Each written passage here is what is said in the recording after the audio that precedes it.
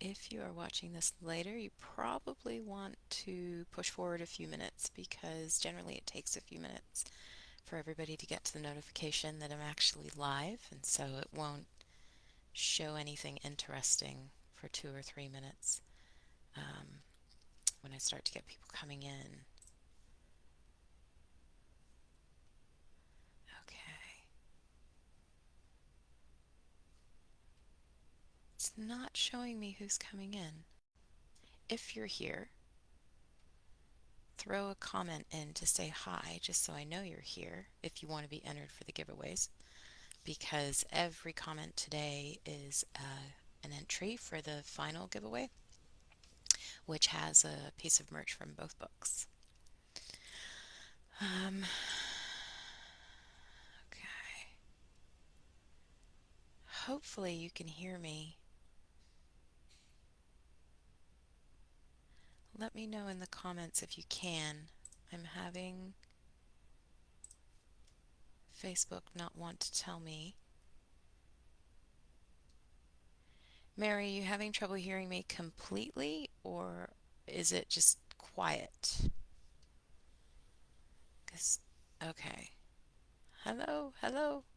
Mary, Kristen, Janelle, Carolyn. Wow, you guys are all jumping in. Hi, it's good to see you. Um, okay. Just quiet. Mary, you might need to change the settings on your device, whatever device you've got on. Um, Kristen's here but doesn't need a giveaway. That's okay because the entry is automatic. So you're in. If you're in, you're in. If you know, you know.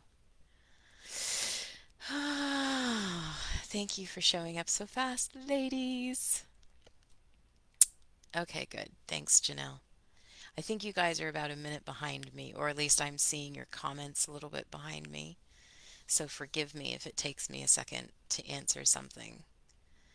Um, I couldn't get Facebook to let me test. Normally, in the past, I've been able to test sound where I can hear what you would hear, but for whatever reason, it wasn't giving me that option today. So I'm feeling a little bit uncertain. Lies, everybody needs something. I agree, Caroline. Everybody needs a present now and then. Hey, Cindy, it's good to see you. You made it. This is great. Thank you guys for being here on time. I had real trouble. I told it to go live at 1 o'clock and it sat there and buffered and buffered and buffered and didn't go on. And I was like, oh no, are we going to have one of those days? But then I just went in and manually started it and it worked. So here we are.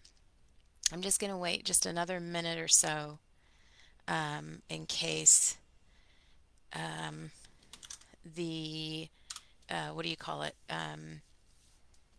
In case there's more people.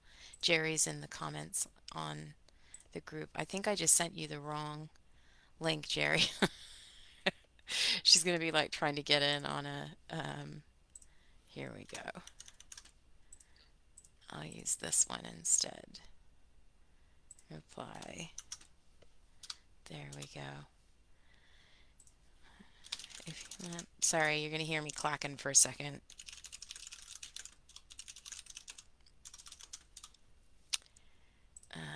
Because I accidentally, so there we go. Okay, I think we're good. Welcome, ladies. Thank you for being here. It's always such a joy to see you. Um, Hi, Nikki. It's totally fine to skip in and out as much or as little as you want. Everyone can come and be here or leave or come back, whatever you need to do. I am adulting by being here, so it's a little bit different for me. Hey, Destiny and Mary Garcia. So we have both the Marys here today, which is going to be a little bit complicated, I think. So you're going to have to forgive me if I forget to specify which Mary I'm talking to. And Servanthi, hi. Oh, Jerry's in. Good, good, good, good. Cindy's just made it in time from a kid's birthday party. My gosh, I think it was Caroline was talking about those the other day. and I just remembered ugh, I don't know. I always struggled. I struggle with the little kids' birthdays. Like part of me is like excited for the kids, and the other part of me is like, can I just drop them off? Anyway, thank you all for being here. And I'll call you Alpaca Mama. That's Mary's screen name. Alpaca Mama, you won a prize. You won our first giveaway of the day. I'm going to tell you in just a second what that will be. So thank you, all of you, for being here. If I miss new people coming in, please tell them hi. Um, this, I just want to reiterate, I think everybody knows this by now, but today is a spoiler day. So we will be talking about anything and everything to do with the book that's been published. So if you're here and you have not finished, right now we're going to talk about The Guardian Alpha. In an hour, we're going to talk about Hunted. If you're here and you have not read Guardian all the way to the end, you're going to hear spoilers. So I'm just warning you now. It's up to you if you want to do that. Tess is a fan. I don't get it. But anyway, there's going to be spoilers all day. So the only things I won't talk about now is if it's content that I plan to write in the future, and there's only a little bit of that. So I have lots of questions. And thank you all of you for like jumping in on that post this morning. It was partly my fault. I think I didn't specify when I put the question posts up which book I was talking about. And I think because Hunted had just finished, everyone was kind of on that wavelength. And so thank you. You guys came in for me this morning. I went from having like two questions to having like 20. So it's awesome. Um, and there's going to be giveaways throughout the course of today at different times. So anytime that you're in here for the rest of the live for the next 2 hours, anytime you comment, that's an entry. And there's going to be a draw at the end that I'll do after we're finished, and I'll announce it in the group tonight. And that is for books from both worlds, merch from both worlds. But the other ones we'll do and draw here while it's happening. And so anytime you're on and you're here, if you hear me ask you a question and say, okay, for an entry, answer this question, just get in there really fast and tell me what you think, because that'll be an entry for that giveaway. Um, and like I said, Alpaca Mama Mary, because you were the very first person to comment on based on my uh, comment thread, which is the one that I'm going off of for these, you get to choose between, uh, oh, there we go, uh, Aiden or Rig. You can choose which one you want, and I'll send that to you. Um, just let me know. You can just DM me afterwards. Let me know which one you would like, and I'll make sure that it's on its way. I'm going to try and keep up with the comments because I know sometimes when I'm talking about something, you guys are asking questions, but sometimes I'll forget to look and I'll move on to the next question. If that happens, please feel free to like keep asking your question until I see it. Because what I'll do at the end of each one is I'll give a couple minutes where I'm just like, so was there anything I didn't answer? So just keep track of what, if anything, I don't cover, and then jump in there at the end and tell me. I agree, Janelle. Tessa is a good egg, but an odd duck. That's all the world needs to know right now. Who wants to read or hear spoilers before the end of the book? Like, for me, that would ruin the experience. But this is the beauty, right? We're all different. That's what makes the world go round.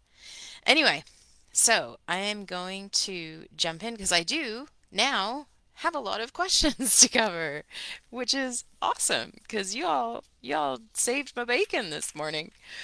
Um, and I also have notes, so I'm going to post whatever goes on live today. If you have to jump out, it's not a problem. This stuff will get posted on YouTube. It'll also show up, I believe, in the group at the end. It'll take a little while for the file to process, but eventually it'll show up in the group. So you can watch this later if you have to leave. No need to be concerned or apologize or anything. If you got to go, just duck out and go. And if you can't, come back. And if you can't, that's okay. But we'll miss you. Um, Difficult decision. Poor Mary has to choose between Rig and Aiden. Good luck with that. Um, Spoilers. So Destiny says the spoilers take her away from the anxiety. I'm not sure that that was my goal, but I'm glad to know that it works for something. So I'm just going to jump in and like I say, if you have questions, make a note, put them in the comments. If I miss them, we'll do them at the end. So the first one, I'm going to kind of do these in the order of with Guardian. I'm going to do these. There's some more generic questions I'll do at the beginning and the end, but then I'm going to kind of go by character because a lot of the questions centered around specific characters. So I'm going to kind of do them in groups. But I think it was Cindy came in late today and asked about the writing between Aiden's story and Bax's story, and whether that sort of overlapped or whether I just kind of let it happen as it happened later on. It's a really interesting, this is different to any other like linked books that I've done. What happened with Guardian was most of you probably remember that I tried publishing it and it wasn't doing well, and the platforms, I mean, they would have contracted it, but it wouldn't have gotten a lot of promotion. It wasn't going to kind of go very far. And so that was August last year, July, August last year. I gave it a shot on several different platforms, and it just didn't really pick up on any of them. And because at that point I was still scrambling, trying to figure out what was the next book I was going to write, um, I had actually had the idea because I had seen there was a trend on, it was either Dream or Good Novel at the time, I don't remember. There was a trend of books that began with and it's still around. It's a trope now that's still around where the a female wolf is sort of abused or in a bad situation. And that's how the book kind of kicks off. And what had happened was, is I was trying to kind of find a home for Aiden and hadn't been able to. I loved the story and I loved the family, and I really wanted to do more than just Aiden's story. And so I had done an opening for Bax and changed his name. I think it was to Dax. It was something like really um, on the nose like that. Anyway, if you were in Patreon, you'll remember I actually posted, and I didn't tell you guys at the time that it was Bax's story because I still had in the back of my mind that there was a possibility that the White Castles could happen. But yeah, so I started Bax's story before I think I had written about 20 chapters, 20 or 30 chapters of Aiden's, and then I put it aside because it wasn't going anywhere. I started Bax's story, which was only the first few chapters, but I had done some plotting. So I knew kind of what his arc was, like what he was going to try to achieve. Well, then MFR came through and wanted Guardian, and I hadn't done any more work on Bax's. So spoiler alert, I knew that he was going to at least appear to be a betrayer. I knew that he was going to try and take things under control and try to sort of take the rogues. Like that was his original goal when he went in, was to thwart the rogues from within. But that was going to make him look like a Judas. And so, I had planned to kind of write him a little bit as a what they call an unreliable narrator, where at the beginning you can't tell whether his intentions are good or not. And it's only as sort of the story reveals that you learn what he's doing. So I had, at that point when MFR went live in December, I think we started beta, um, all I had was the first few chapters of Bax and the plotting. I didn't have a lot of the details worked out. So having written, by the time I got to writing Bax, which was in what, February? March? I can't remember. I can't remember where I did him. I think it was March. Um, by the time I got to writing him, I'd already written all of or Aiden's story up to that point, and I knew in writing Aiden's story in the back of my head what Bax was doing, but I'd never figured out the details. So it was kind of a combination. Cindy was curious about how that process happened. In broad strokes, in terms of sort of milestone plotting, I already knew where both of them were going. But when you actually get into the writing, some of the details change. And I did paint myself into a couple corners with Aiden that I wished I hadn't. There was a couple things I would have changed if I could go back. But overall, it all came together really well, and I was really happy with it. But yeah, you asked it whether things evolve as I go. They always evolve as I go. Some of the best plot points and some of the best twists have actually come up in the writing and were not planned ahead of time, and I have to then sort of hurriedly replot what's going to happen after that. So yeah, it was a lot of fun. I was always looking forward to writing Bax's story. Always. He's always had my heart. And his was a unique kind of like I say, where he's a good guy but doing some bad things. So he's a fun kind of character to write because he's a little bit ambiguous that way. Um, Oh, you know what? Because these got rushed, I didn't always write down who asked them. Sorry. Which White Castle sibling is your favorite? Bax, hands down, Bax. It's always going to be Bax. I am a sucker for the dark guy, like for the guy that has that kind of wounded animal wildness to him, but also the soft heart. Like he's aggressive, but he's that way because he's protecting an easily wounded heart. I love that kind of character in general, and Bax is like archetypal for that. But to be fair, George runs a really close second because not only do I get George as a little kid where he's like totally adorable and sweet, but I know him as an adult as well. So yeah, he runs a close second, and I have a hunch. It's just a feeling, but I have a feeling when I actually get if I get to write George's story, he may give Bax a run for his money, but we'll see. Um, Cindy asked, oh yeah, this was something I wanted to explain to you guys. If the name Charlie is meaningful to me because I used it in both books. So again, this was what do you call it? A hazard of me thinking that Guardian wasn't going to get published. What had happened was I had done all of the characterization for the White Castle siblings, all seven of them, like over a year ago. And so I had these character profiles of what these guys and girl were going to be like. And when I got to sort of July, August, and Guardian was looking like it wasn't, which at the time was the reluctant Alpha Daddy, which still makes me laugh. Anyway, when it looked like that wasn't going to get published, at the same time, I had Redem coming in, working with me to build this new book, which was originally The Virgin Hunter and became Hunted by My Alpha. Um, and he needed a pack. Rig needed a pack. Initially, I had envisioned that there would be five of them. And I loved Charlie's character so much from Guardian that and because I thought I wasn't going to get to write him, I really wanted to do that kind of character. It's the big guy who's physically intimidating, but genuinely soft and like a peacemaker. And so it wasn't that I used the same character, but I started with the same archetype. And then, needs for the books were different. So the two Charlies, although they play similar roles in their packs, they're different characters. They're different men.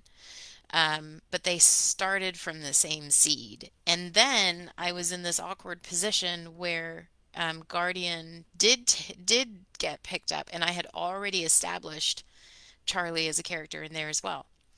And I can't tell you how confusing that has been because these two stories, they both have these very integral pack things going on, and I get them mixed up all the time in my head. Not the characters aren't mixed up, but like which world I'm in. it got it got very Destiny hated the Reluctant Alpha Daddy title. I have to tell you I did too, but I also have to tell you how many editors were like, "Oh, I love that title." And I was just like, "Yeah, I thought you would." Anyway, so I had established in the early chapters of Guardian that human mates existed but were rare. And I think it was Janelle asked, if they're rare, how are we already? We've got a pack of seven siblings, and there's already two human mates in there at least. And I have to say that it's a combination of things. One, I love that trope, the fully human female with the where with the wolf guy. Like for whatever reason, that really appeals to me. So part of it's just, indulging my own fun. But also in this world, the way that I imagine that mate bonds work and what God does in terms of setting up who's for who, it takes a very strong human to sort of function in a wolf world. It takes someone with a lot of discretion and a lot of um, confidence because they're dealing with people that are so much stronger than they are and that have, capabilities and senses and stuff that they don't have. So to my mind, it takes very strong people that will work as a mate for a wolf.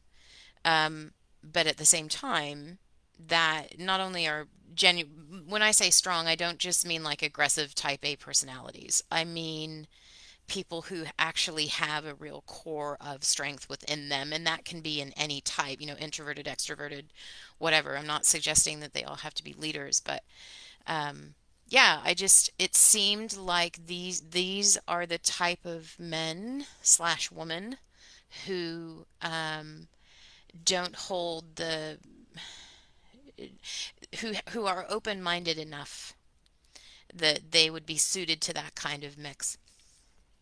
But like I say, it's mainly to do with just indulging my own because I like that. I like that trope. Do humans have a harder time feeling the bond in this world? In fact, in most of my worlds, the way that I imagine that happens when you have wolf and human, and the human's unaware of the wolf thing, it's not that they don't feel it. They feel the draw and they feel the connection, but they don't trust it. Um, I mean, and this is again, I'm forever putting commentary on life, right? I I would use this as an analogy in my relationship with God. There's a lot of things that I sense or feel or understand about the world, and you have this kind of dual inner conflict because there's a part of you that is spiritual or a part of you that is beyond the tangible, beyond the flesh, and that part can perceive things, and a lot of people would call this intuition, perceive things that you can't actually physically identify why or where it comes from or why it's important. And when that happens, you have to basically choose whether you're going to listen to it or not. Um, and I think women tend to be better at being willing to explore, trusting something that they can't see and touch. Um, and so it's not the way I perceive it is that it's not that humans don't sense the bond, it's that when they sense it, they don't know what it is, they don't know where it's come from, they don't know whether they should trust it. So they tend to put a block up. They want to rationalize it. They want to say, why is this person that I've only just met? Why do I feel so drawn to them? Oh, it's just sexual attraction, or oh, it's just one of those things, or it's just a personality, we just click. Um, there's a lot of sort of ways that we kind of justify things in our own mind. And to me, the beauty of the mate bond and the reason why you see some couples who give in fully and submit to the bond and are very unified and intimate because of it, and you see others that can break the bond and go outside of it. It's because, in the end, how much we give ourselves to something matters, and we can kind of callous ourselves to stuff, right? I mean, that happens in real life. So, to my imagination, um, a lot of the human resistance is that kind of, I need to take a step back, and they kind of put up a mental or emotional barrier to it, because they don't understand it. But then, and sometimes I have the wolves doing the same thing, like in Hunted, which we'll talk about later. You have wolves that are resisting bonds. So anyway, in the guardian world, it's not that they don't feel it, it's that they don't understand it, and so they hold themselves back from it, and that's a block to their mate. I had a couple different people ask about the parents, and their backstory. And unfortunately, without knowing exactly what details you want to know, it's kind of hard. Like, I could sit here and talk for an hour about them, and about their family dynamic. I love the mental sort of images I have of the White Castle family when they were complete, when their parents were still there, and the dynamic that was there. Um, but it's kind of hard to just be like, oh, here's the story, because I mean, that's a whole book. And not one that I plan to write. I don't know everything, but I just know how the two of them worked, and how they interacted, and how they parented, and all of that kind of thing. What I can tell you is that they're amazing people. They parent really intentionally, they love really intentionally, and they're very, what would you call it? Conscious of, or they were very conscious of setting that example for their kids, because they understood that their bond with each other and their relationship was a gift, and they wanted their kids to have that. And so they believed that the only way to sort of set their kids up for success was to let their kids see both the good and the bad, the difficulties and the hardships. It's not that none of these couples have problems, right? But they really opened with their kids, and so they let their kids see if they had a fight, or if they were struggling, or whatever. And they also let them see how they resolved it. So that's why you see these guys who are in their 20s, and they want a mate, and they want that relationship because they saw how it worked for their parents, and they want what they saw. Um, so what I'm going to do, just to kind of keep this in one line, because I've only got about half an hour, I'm going to take you through the different questions on the different characters. And then I've got a couple wrap up questions at the end. If something comes up and I don't see your comment, throw it in there anyway. But I will ask you at the end if you've got anything. So I'm going to kind of go from last to first. There were a lot of questions about Tala and about her plan, and clearly the details of that when she explained what she was doing to Echo didn't come through enough. So I just want to give you kind of because I had several questions, and they all kind of touched on the same stuff. And it was essentially, what was she actually trying to do? How did she envision this working? And how did that involve Echo and Raven? So, first of all, for Tala, in terms of her backstory and everything that happened prior to this book, what I saw was a person who was very wounded by their upbringing, right? She had a father who had favorites, treated his kids differently, was fairly abusive to her, but not to her brother. Her brother was like the golden child. So there was that real imbalance in her life when she was growing up. And she had a lot of anger and a lot of injustice, a lot of sense of injustice out of that. So that was kind of the seed for her, and what she was doing. And originally, right back at the beginning, all she wanted to do was remove her father, who she believed was not a good alpha, because it would make room for her brother, who was. That was how she saw it. Get rid of this dude, let that one come in, everything's good. So that was all her first initial plan was. Just get rid of my dad so my brother can take over. And she was happy with that. She hadn't planned to go further. But to me, no matter what the reasons, like no matter how you get to the place where you will cold-blooded murder somebody, it's going to have an impact on you, right? That kind of event doesn't just let you go. So in my imagination, Tala took her father out, was happy with what she saw, told herself she wasn't going to do anything else. But now she's got this darkness, right? It's on her conscience. Um, and what I envision is kind of a twisting in her a little bit, as a result of that darkness and that conscience that she's trying to push away. So, first of all, her mate figured out or found out what she had done, and he was horrified. Um, and in a panic, she never went, "Oh, I'm going to kill my mate." But she panicked and she killed him. And because he would never even have defended against that, never thinking that his mate would take him out, you know.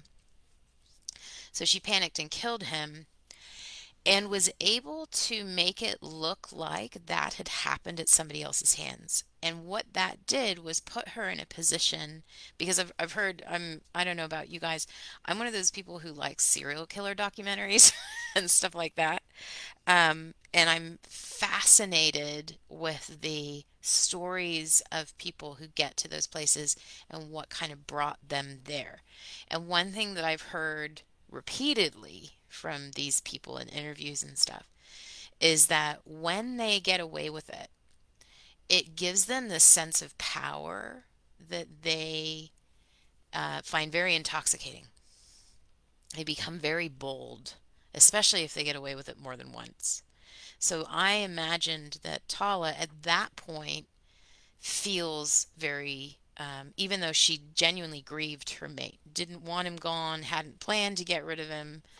Um, it was something that again kind of twists you up on the inside, right? So she kills the mate. She has to kill the elder for the same reason. And then down the line, while Tala's already kind of messed up in the head and already sort of not thinking straight about everything, Aiden's mom cottons on. Aiden's mom is the one who realized that the guys were all so focused on looking for a guy that they had completely overlooked any other possibilities. And so when she got an inkling that maybe this was what was going on, much like Tala's mate, she went, "There's something going on here. I need to find it out." Like she confronted her with the intention of figuring it out. Hopefully, her mate then doesn't have to deal with it, right? She can deal with it because she's a strong woman, and this is a woman. So she went into that, she arranged that meeting, went into that meeting with that intention. I'm going to figure this out once and for all. I'm going to take care of this so my mate doesn't have to deal with it anymore. So the letters were written before Aiden's mom figured it out, but not a long time before. So they knew they were closing in, but they were just really stumped. And they had all kinds of suspicions. And Aiden's dad was being sort of stifled from expressing those and investigating them fully. So mom was the one who was kind of going out and doing stuff, right? And she's the one who finally went, "Wait a second." So she arranges to meet with Tala alone. But dad is so kind of trigger happy at this point, or rather defensive at this point, that he's keeping track of stuff and he figures out she's going off and he's worried about what she's doing. So he follows her. So Tala ends up there with both of them. And Tala went prepared to take out Aiden's mom. Again, she was happy with his dad as the alpha. Not like, like I say, she's twisted a little bit. But she ends up having to kill both of them. And once again, everybody's so focused, assuming that it's a guy that's doing this stuff, that no one is, she's just seen as the grieving widow slash sister, right? She keeps losing people as well. Um, so yeah. Once that is done, like she's in trouble at this point. Mentally, she's in trouble. Emotionally, she's in trouble. Physically, she's in trouble. And that's when she kind of starts to really, like, there's a serious screw loose at that point. And she has to find a way. She can't live with herself unless she figures out a reason why this was necessary. So she's now decided that the masculine patriarchal hierarchy is the problem, and she and the other females are the ones who should fix it. So her whole thing, first of all, she realizes that if she does this, Echo's the one who's going to get Kingmaker, right? And she's at that point so screwed up that no, it's not good enough for Echo to have it. So if they get rid of the guys, she'll take out Echo and she'll have it.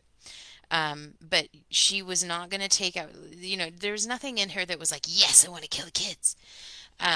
It was all sort of how she justified it to herself. So she was never going to kill Echo unless the boys were gone, because there was no point. But her plan, should that happen, should the boys be gone, then she would take out Echo.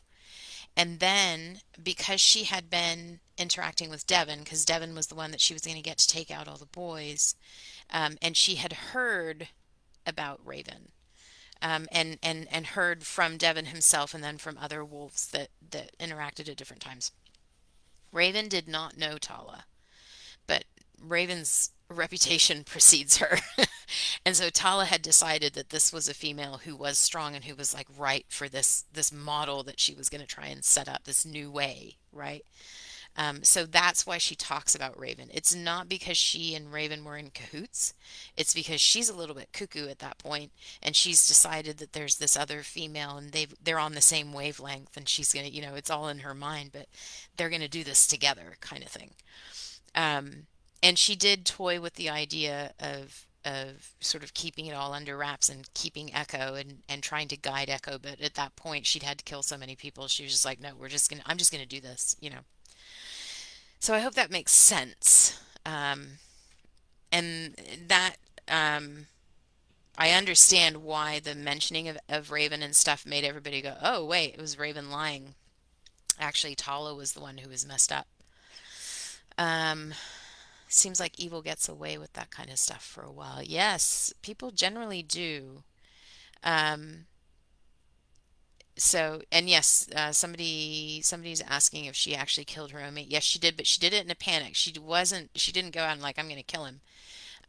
He was aggressive because he was freaking out, and she went for him, and it just kind of happened. Yes, she is batshit.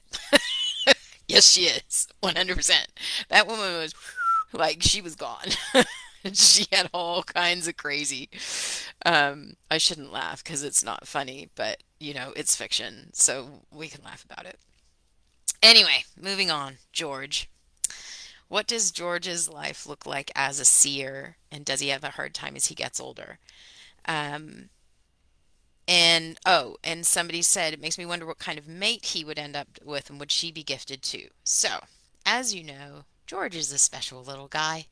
I love him. He's very sensitive and insightful. Like he's very connected to his own emotions and to other people. He's very compassionate. But he's a kid, right? So he hasn't had until his parents were killed, he had lived kind of this golden life.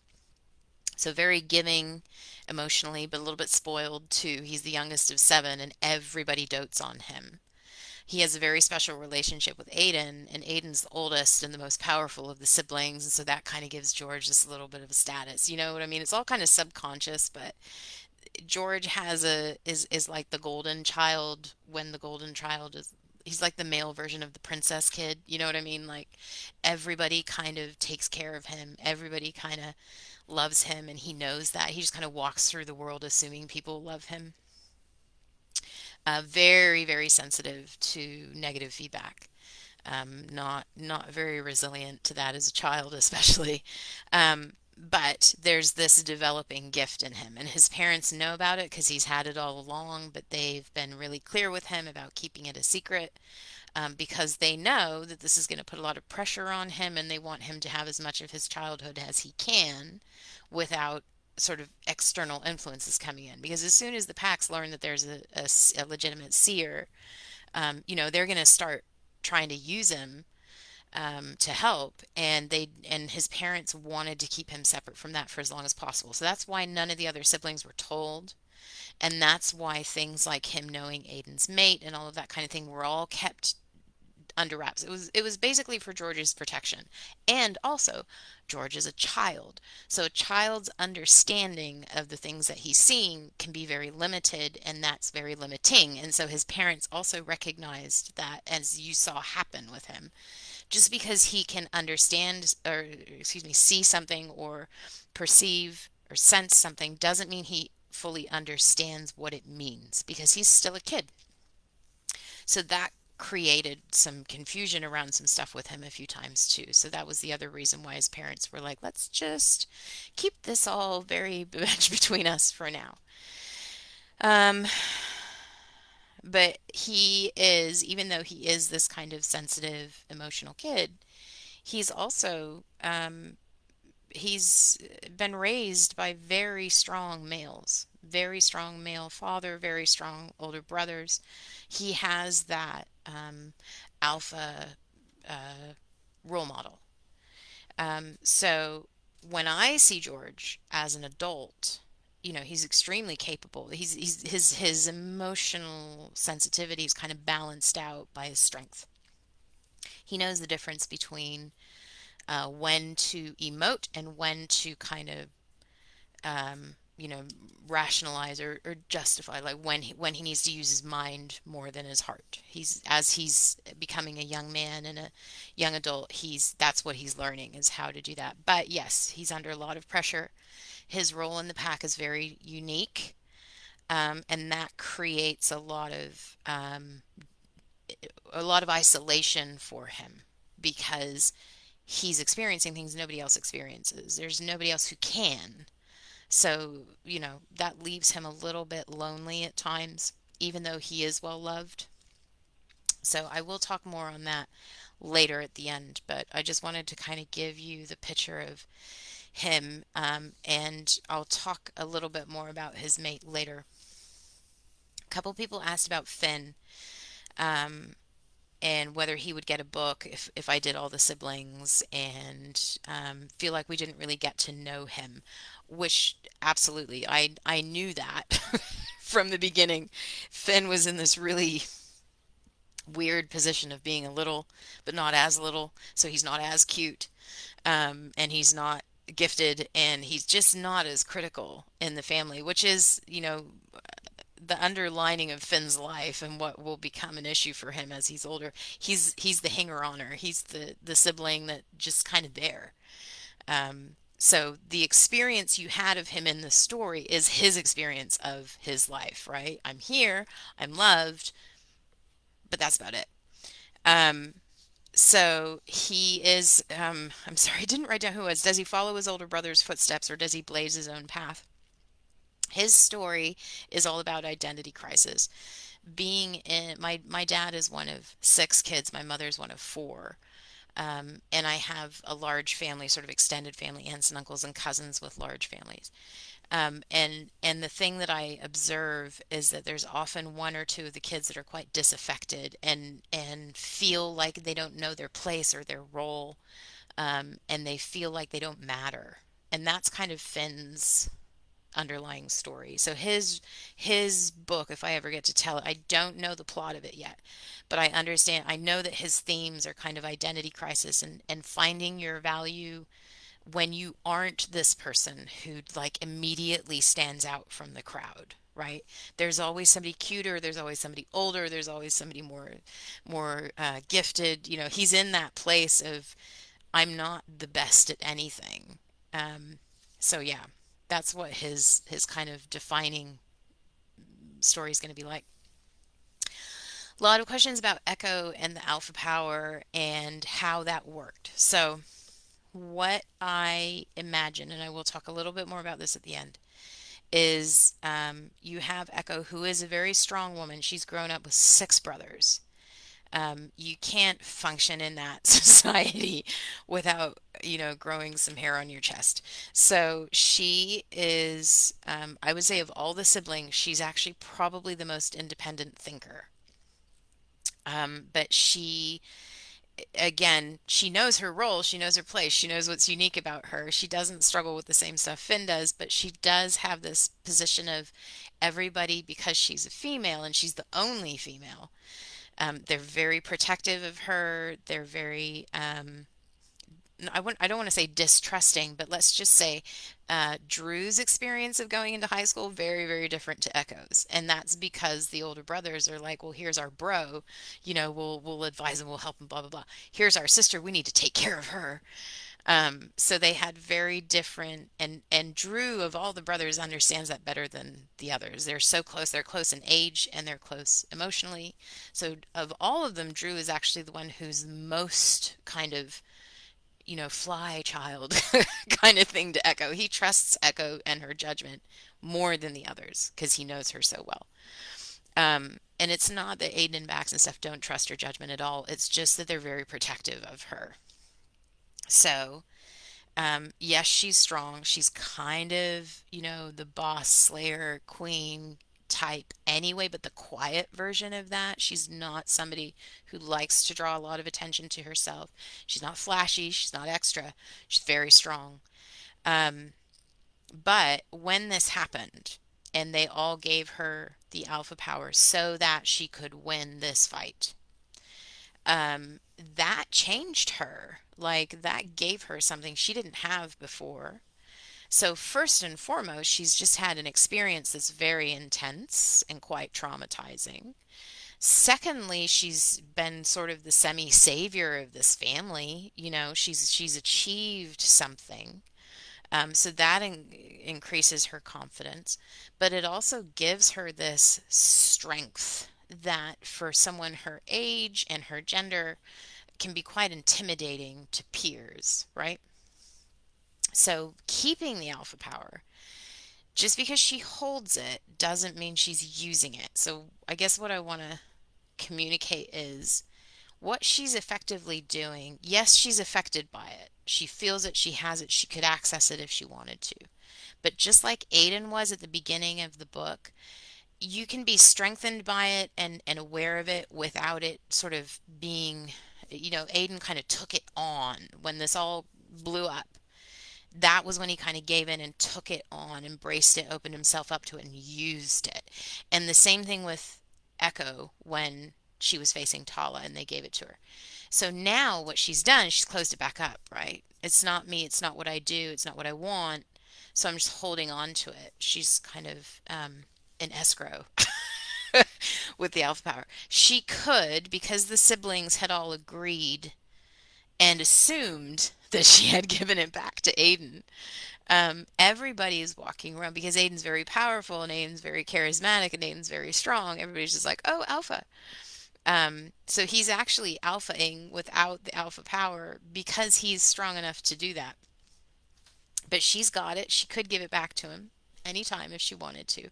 But what he's done as alpha and giving it to her is give her, and that's why they had that conversation at the end where he's like, I trust you. Like, you're the one who doesn't want this, so you're the best person to decide where it goes. So yes, in the end, if Aiden hit a situation where it was needed, she would give it back to him and he would have it. But what he's doing is he's protecting, as he perceives it, himself, his pack. He's protecting them from somebody else trying to do what Tala did. If he were to get assassinated tomorrow, Echo holds the power and can pass it on. So that to him is like a safeguard, right? He's never going to be, because if he held the alpha power and someone like Devin came in and killed him, they would inherit it. They would get it. So he doesn't want that to happen. So basically, it's a little secret agreement between them. And yes, it does and will affect her. And again, I'll talk about that at the end because it all comes into the questions everybody's got about the future of the books.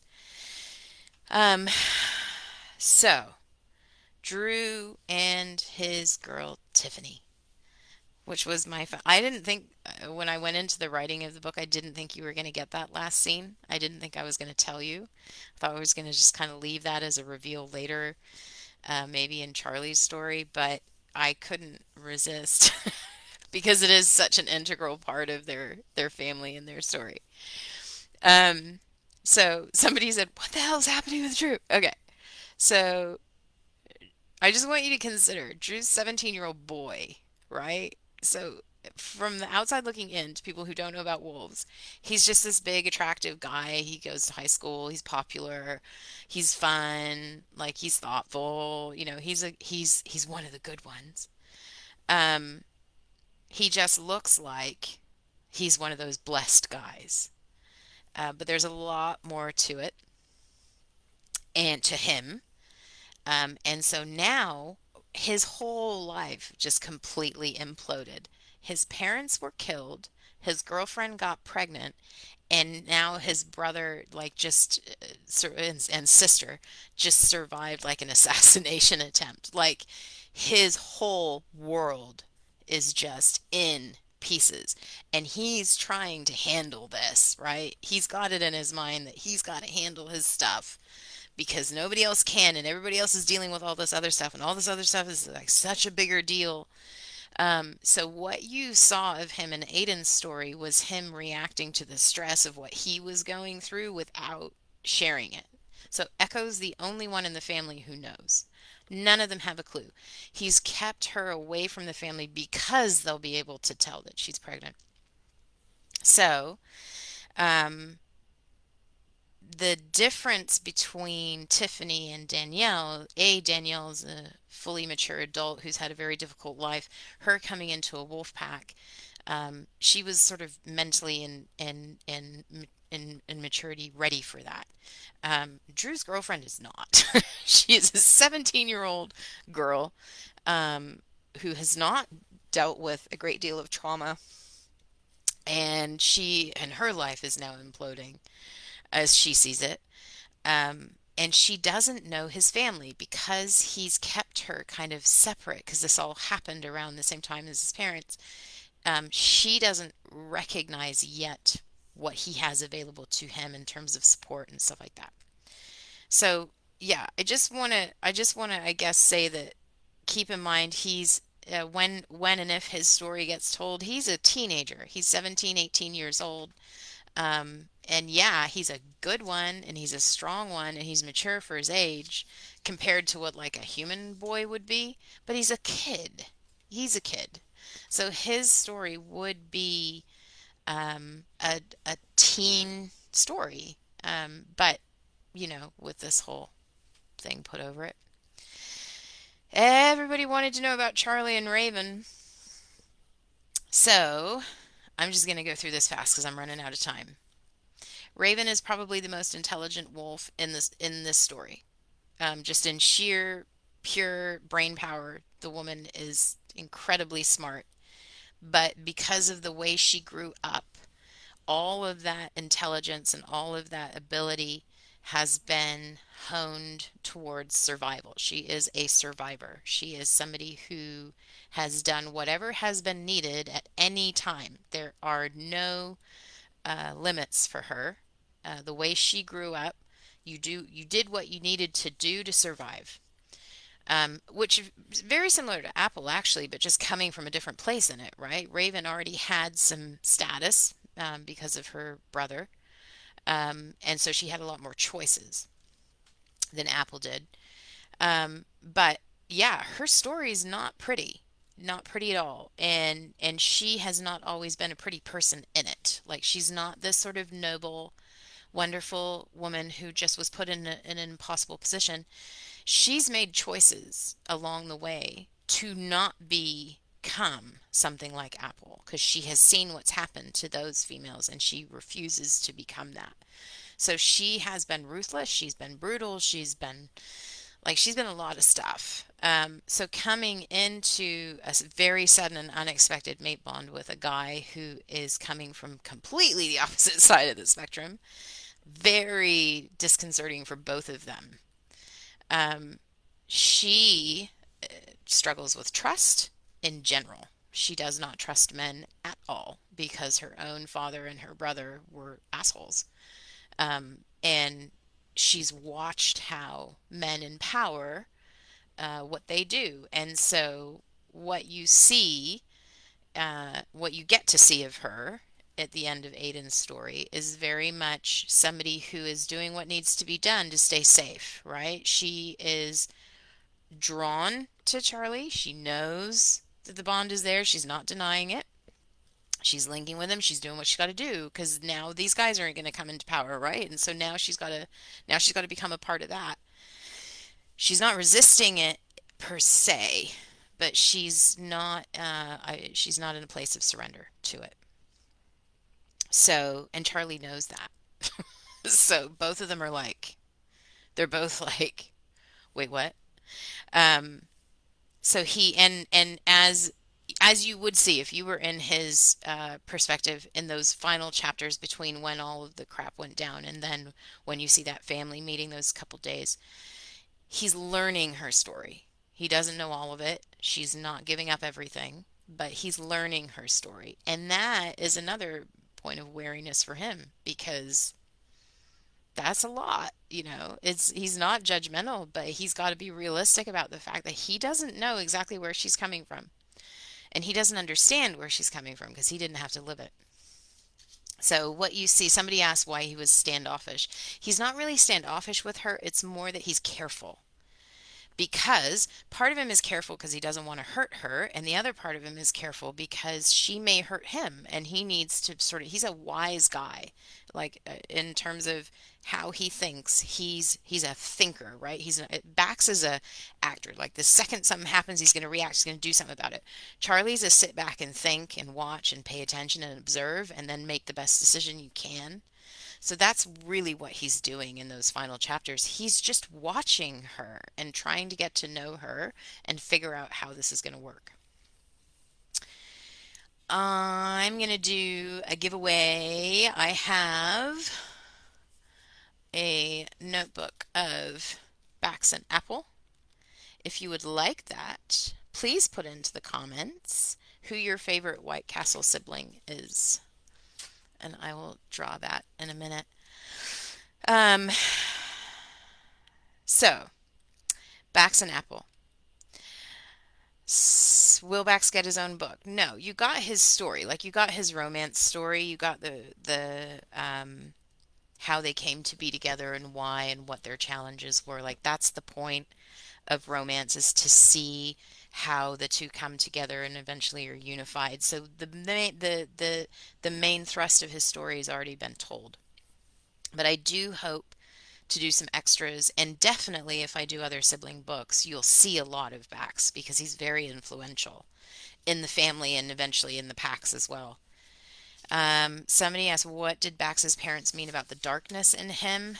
Really, that's a capability for evil. And by that I mean Bax does not have the fear that would curb conscience. He lacks this kind of boundary in himself that would say, whoop, that's probably not a good idea. Better not go there. He is all in all the time. If he were drawn in the wrong direction, which was starting to happen when he went over to the Rogues, he could become something. I'm not suggesting he'd be like a Devon, but he could do evil things in the name of good. He's that kind of guy. He's got the capacity for that. And his parents recognized that. But they also recognized that having the capacity is not the same as doing it. And that's what they were trying to communicate to him. His mom was concerned that if they were that open with him, it would kind of give him a little bit of permission. And that's why she was sort of like, but his dad was like, no, he needs to know that we still love him, even though he has this capacity, which partly, by the way, was informed by George. Um, so really, it was just about what he could do, not what he was doing. Why didn't Apple stay as the alpha of the Rogues? And why, I thought this was hilarious. Why didn't we make Bax the Luna or have them split the role? Um, Really quick, Apple is extremely traumatized by her life, and she is not somebody who is in a position to carry others yet. Being with Bax is very healing for her. Being around him is very strengthening for her, but she's not there and she's not ready. And she knew that about herself. Like she had zero desire. She did not kill Devon to take that role. She took him because she had to. Um, so yeah, she went, but I do want to put to you because I think this is a life thing, right?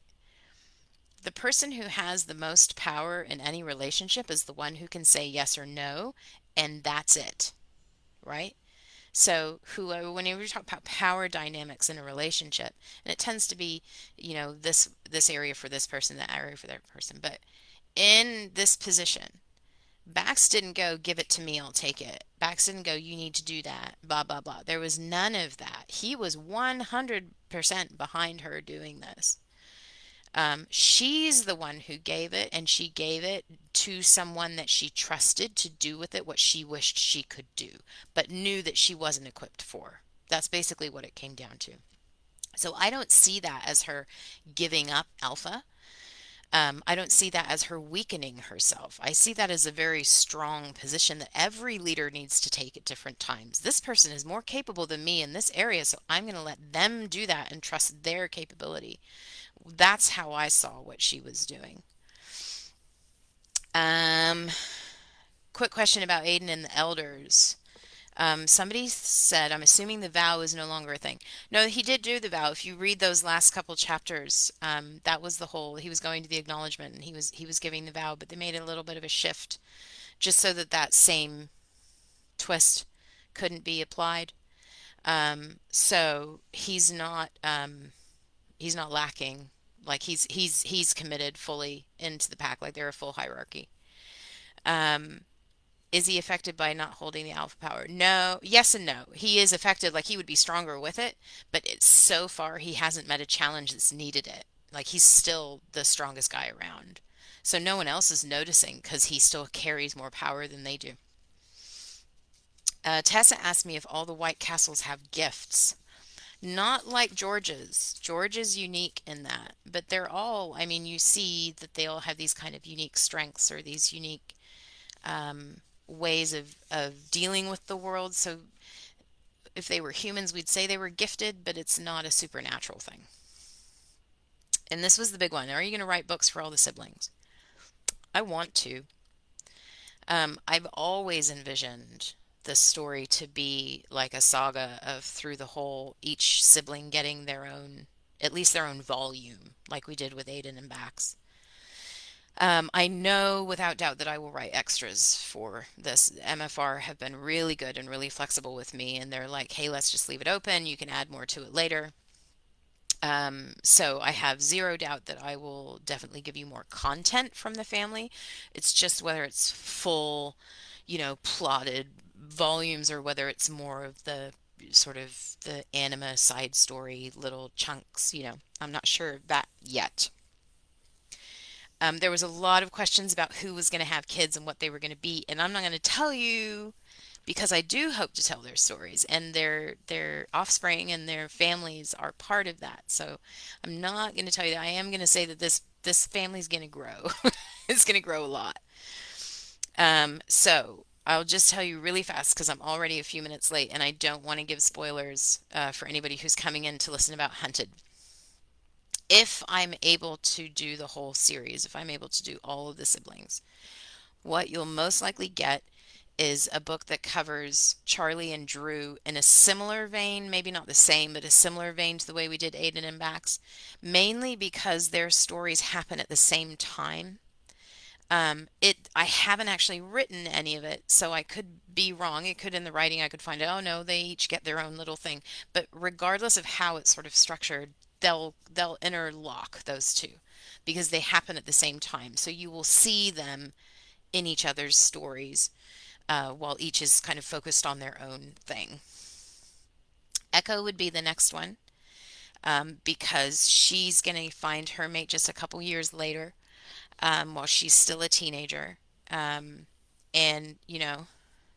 just putting it out there. Echo is strong enough and intelligent enough that because she finds her mate young, she's going to need a guy who's got a bit more life experience and a bit more um, age on him. So Echo's going to have an age gap story.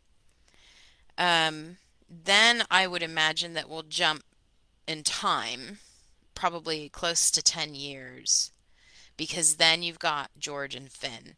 And again, I think their stories happen around the same time, or at least that there's a lead in from one to the other. I think George's would be first. Right now, the way they are in my head, George's story would lead into Finn's. But there's a small possibility, the more I think about it, I was like, well, so basically, again, you've got the two brothers who will affect each other. So whether they're one book or two, they'll be, again, sort of interlocking their stories. Ah, okay. So I'm just gonna go back really quick and look for, here we go, here we go. Oh, Janelle wins. I thought whoever's the first person to say Bax is their favorite, I'm gonna give them that. So Janelle, that one's for you. Um, I'm just writing that on there so I don't forget. Okay, we need to move on because I'm already a few minutes late. I feel bad. If anybody has joined us for the hunted story, I hope that I kept things generic enough at the end there. Um, oh, Cindy says my husband is 8 years older. 10 out of 10. My husband's 11 years older. 10 out of 10 would recommend. Especially when I was young. I needed a guy who was a lot more. Um, I think the guys that were my age, I intimidated them a lot. And it wasn't because I was this great mature, I was very messed up. But it's just having I don't know. I think a lot of strong women need older guys because the older guys aren't afraid of them. And so they'll call them on their crap, but they'll also like not so they're more humble to sort of listen and take impact, whereas young guys tend to get abrasive. Um, I mean, I'm being terribly stereotypical, I know, but I'm just saying. There was a reason I married a man 11 years older than me. So Echo's story in that way would reflect mine a little bit. Okie dokie. I'm gonna answer a question here, and while I'm answering it, I want you guys to tell me. We're gonna move on to Hunted now. So now we're shifting worlds. We're going from Guardian and the White Castles. Now we're on to Rig and Kara and their pack. So let's all sort of mentally take that step and not do the thing that Amy does and get mixed up in the two worlds and start mingling them because I've been guilty of that. Um, so while I am answering this question, in the comments, tell me who was your favorite character, for whatever reason. Who was your favorite character in the Hunted story? In the Virgin Hunter, Vegan Hunter, Hunted by My Alpha, however you refer to the book, who was your favorite? Um, Janelle asked me who was my favorite, and I have to say, it's for me, it's a toss-up between Mac and Natalie. I'm in love with Rig. I'm always in love with my heroes. I have to be. I can't write a story, a romance story about a guy that I'm not attracted to. And I adore Rig, but I feel like I got Rig out of my system in the sense that I got to tell his story. I got to show who he was and what he does. Natalie and Mac, and I was sitting there, I was back and forth about choosing between them, and it's really hard because they're both very complex. They both have a real character arc in the story, but at the same time, which makes them very interesting to write, but at the same time, I don't feel like I got to show all of them. So I guess I feel like I have unfinished business with them. But just from a writer's or an author's perspective, those two are the ones I'm drawn to the most. If I had to choose, like if I was going to do one of their stories, um, it's really hard.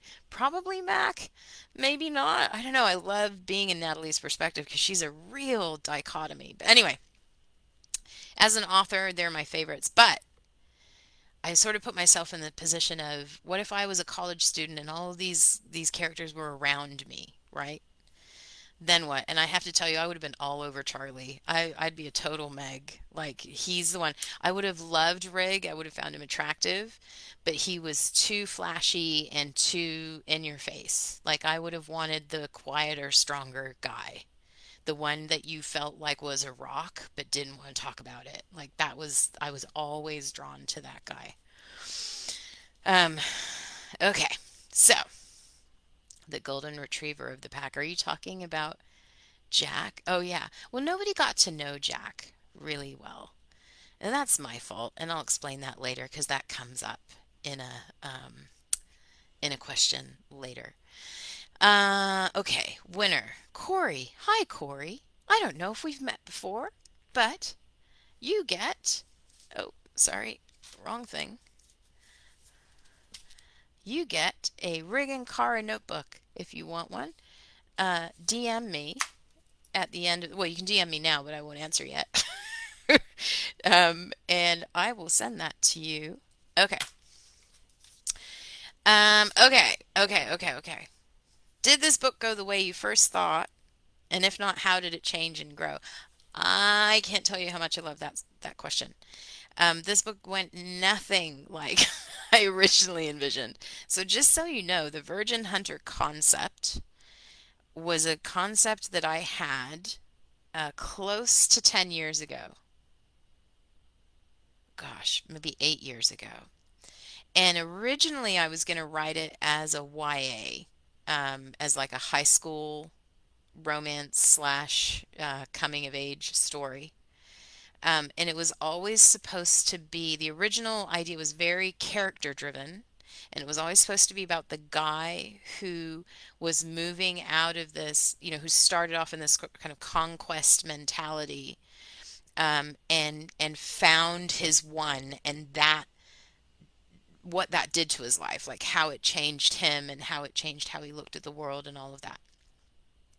And it was always intended that the woman that he found was had been had a difficult upbringing, and his particular strengths were going to help her kind of process and heal from her stuff, so that the two of them were stronger together than they were apart. That was the whole goal behind it.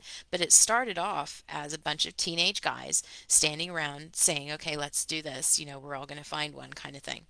um, when I pitched that to the editors this past year, I hadn't ever thought about it until last year. I never went, you know what, that would work really well for werewolves.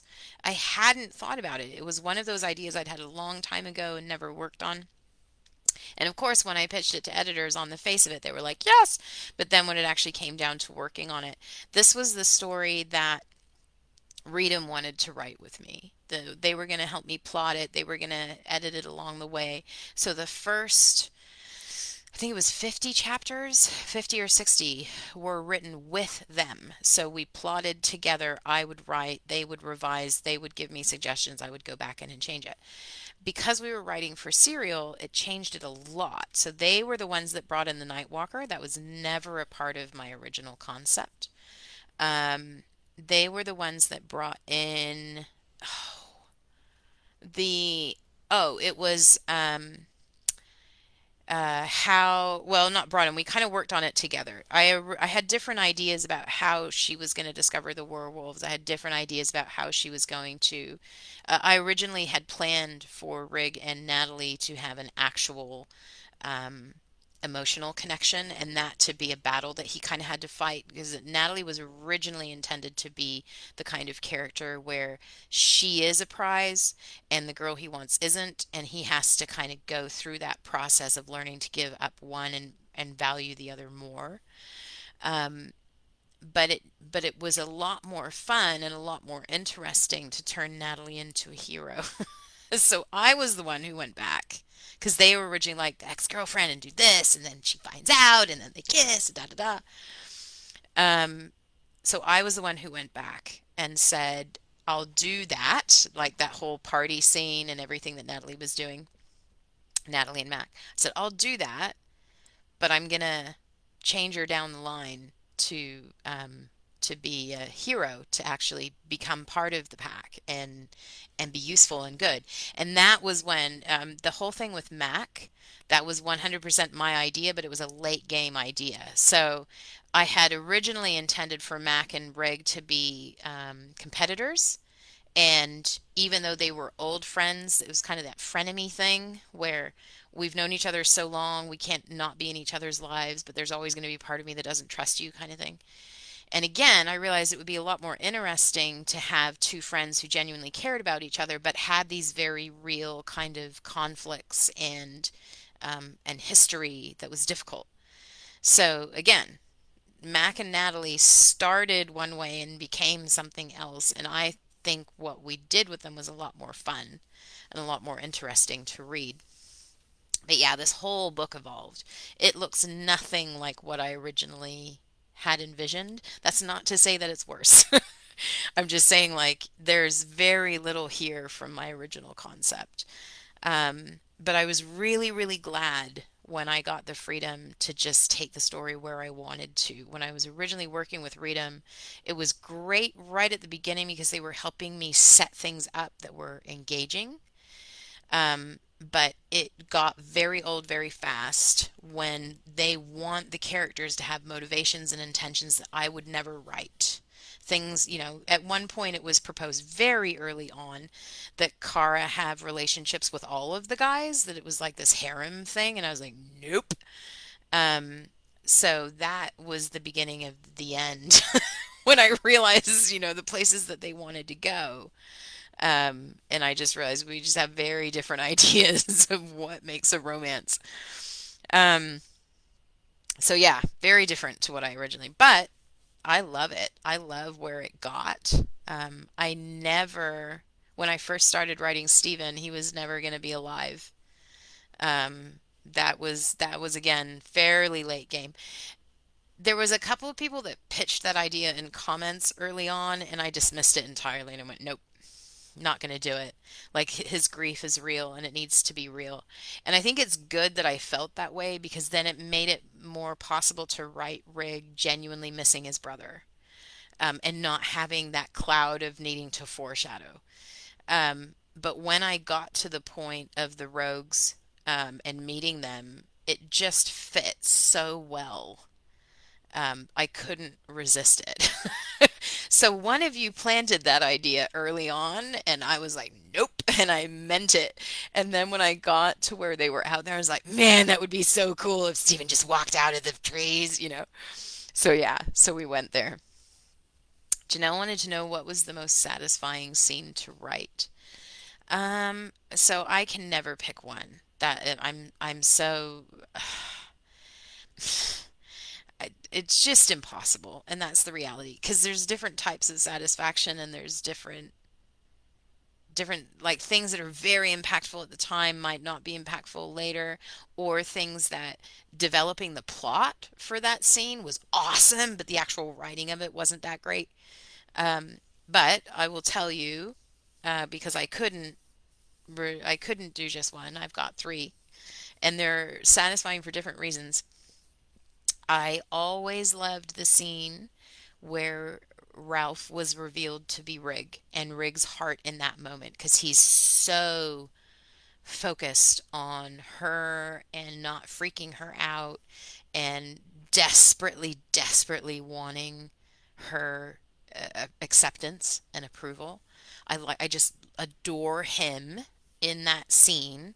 And whenever I have to read it, I had to read it several times when I was doing the paperbacks because it was a cliffhanger that we ended the first volume on. Um, and I just love his tenderness towards her. Maybe that comes through more for me than it does for you, but I love his tenderness towards her in that scene and his fierce, fierce desire for her not to freak out and run away. I loved the scene where Rig and Steven are alone and Rig just calls him out. I love that moment where Rig kind of comes home to him that his brother is weak in a way that he's not. And he's put this guy on a pedestal his whole life. He's grieved him, he's missed him, he's expected things of Stephen his whole life. And this is the time when he's walking into his adulthood, and now his big bro is turning out to be not quite as big a bro as he thought. Steven's still a really good guy, I have to say, and a very good leader, but Steven's dealing with his own crap. Um, but anyway, so I loved that moment where Rig, like, kind of, on the one hand, he kind of calls him to the carpet and is like, so you're saying you'll just let this whole, you know, disaster continue as long as you and yours are safe. That was a really important and very satisfying to write. Um, and then the other one I loved was right at the very end when Rig goes and confronts Kara's dad. And I love, he was so ready to just go kill that dude. Like he would have from day one, he'd have been like, let's get this done. Just get him out of there because of her mom and all the mix up there. Um, and Kara wouldn't let him. So he has to go in and essentially negotiate with this guy that he just despises. But I love him in that moment when she's like, you know what, we knew it wasn't, just go, leave him to me, kind of thing. And he's like, so he just goes outside and he's just gonna wait, just make sure nobody causes any trouble while his wife, takes her dad down. Um, it felt very grown up and full circle for both of them, that scene where he was like, she's got it, she can handle it. But also he's gonna be there and make sure that nothing else goes wrong. I love that. And I love that she had the maturity to, on the one hand, take a measure of retribution, but also not let that take her totally to the dark side. Yeah, I just love what was going on there. So those are my favorites. Um, okay. So again, I've kind of put these in chunks, these questions in chunks of kind of the characters that they're about because a lot of them are linked. I'm just going to have a quick look at our comments here um, to see if I missed anything. Did you retain exclusive rights to Huntington? No. So what I get is non-exclusive, which means the book is mine and I can put it wherever I want. But each non-exclusive contract has its own terms and different things. I still have responsibilities with it, but it's mine to do with as I choose. But the new contract that I signed on it for the paperback and Kindle, that's a really interesting, that's new for me. That's an agency rather than a publisher. They're basically a promotion company. It'll be really interesting to me to see if that has any value. The book wasn't really very selling very much, so it doesn't really hurt me if it fails. I have an out clause. I can get out of it in 6 months. So basically I have a lot more power to negotiate with that one than I do with others. Janelle wanted to read how badly Kara beat up her dad. So Kara's primary purpose in that scene was not to beat him, but to scare the crap out of him. She did a lot more in I mean, imagine, okay, so try to imagine how terrifying it would be to see a person shapeshift in front of you into a tiger. Um, she basically wanted to break his mind if she could. She wanted to scare him so badly that he wouldn't touch her mother again. That was really what it was about.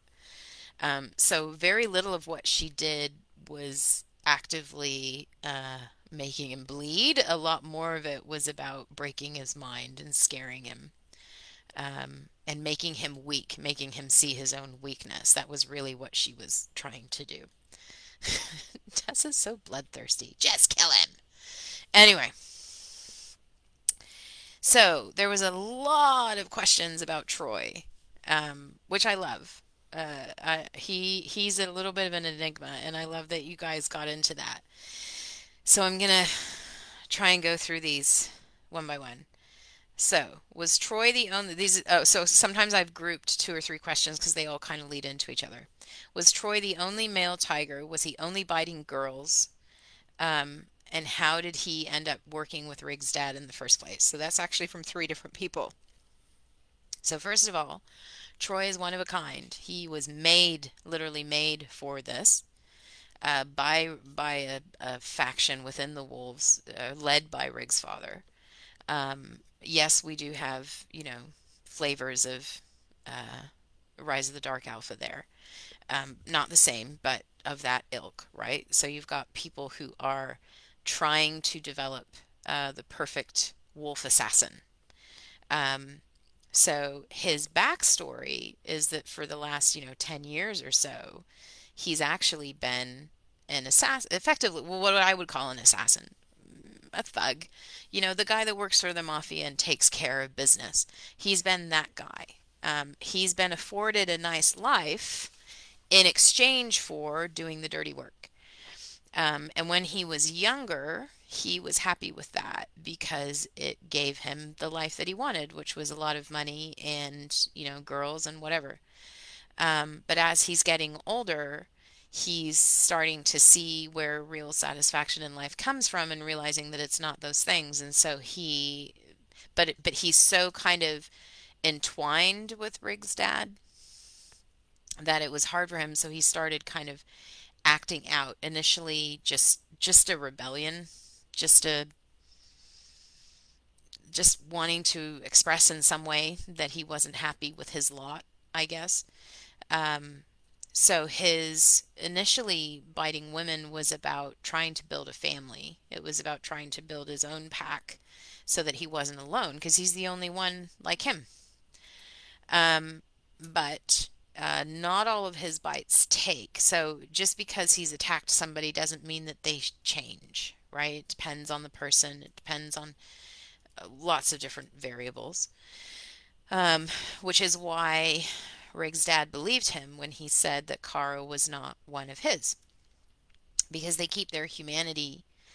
The only person who could know, unless they saw her shift, the only person who could know whether she could or not was Troy. And there had been others that he had gone for that hadn't, and so they kind of um, accepted that that was more normal than that one would change. Um, but they were aware that there were a couple of girls out there that were different than they used to be. Troy, his goal in that was very different. So Riggs' dad was kind of into it from a perspective of, hey, we can have more of these things. But Troy, like I say, was kind of trying to build a family, or wanting to build a family would be the better thing. It wasn't like he was gonna. He's not a good guy, but he's not a bad guy. He's kind of, again, kind of a survivor. Very selfish of him to bring people into that world that didn't ask to be brought into it. But in his mind, it's better to be in the know and better to be a part of it than not. So he kind of justified to himself, well, they may not have chosen it, but they would want it if they knew, kind of thing. So he had hoped eventually to find a mate for himself, and if not a mate, then a family. So he would have others that he would parent. That was why he referred to Kara the way he did when she started to shift, or he started to sense that she could. Um, so yeah, it's not good. He's not always a healthy guy, but he's also not a evil guy. He doesn't get a kick out of hurting people. That's not his thing. He does like to feel strong, and because of the way he was essentially made to do this, he doesn't have a huge conscience. Like he's got a barometer for right and wrong, but he's not the kind of guy who's losing sleep at night over whether or not, he stole someone's free will.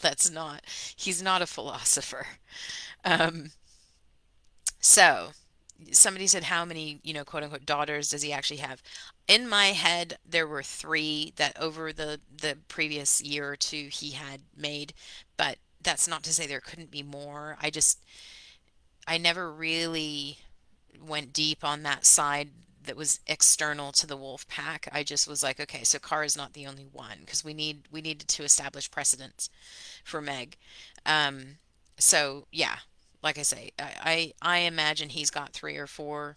Maybe there's more. Maybe if I had to write his story, there would be more, but that's what I had kind of told myself. Um, did Troy target Kara on orders from Rig's dad, or was that God's plan for Kara and Rig?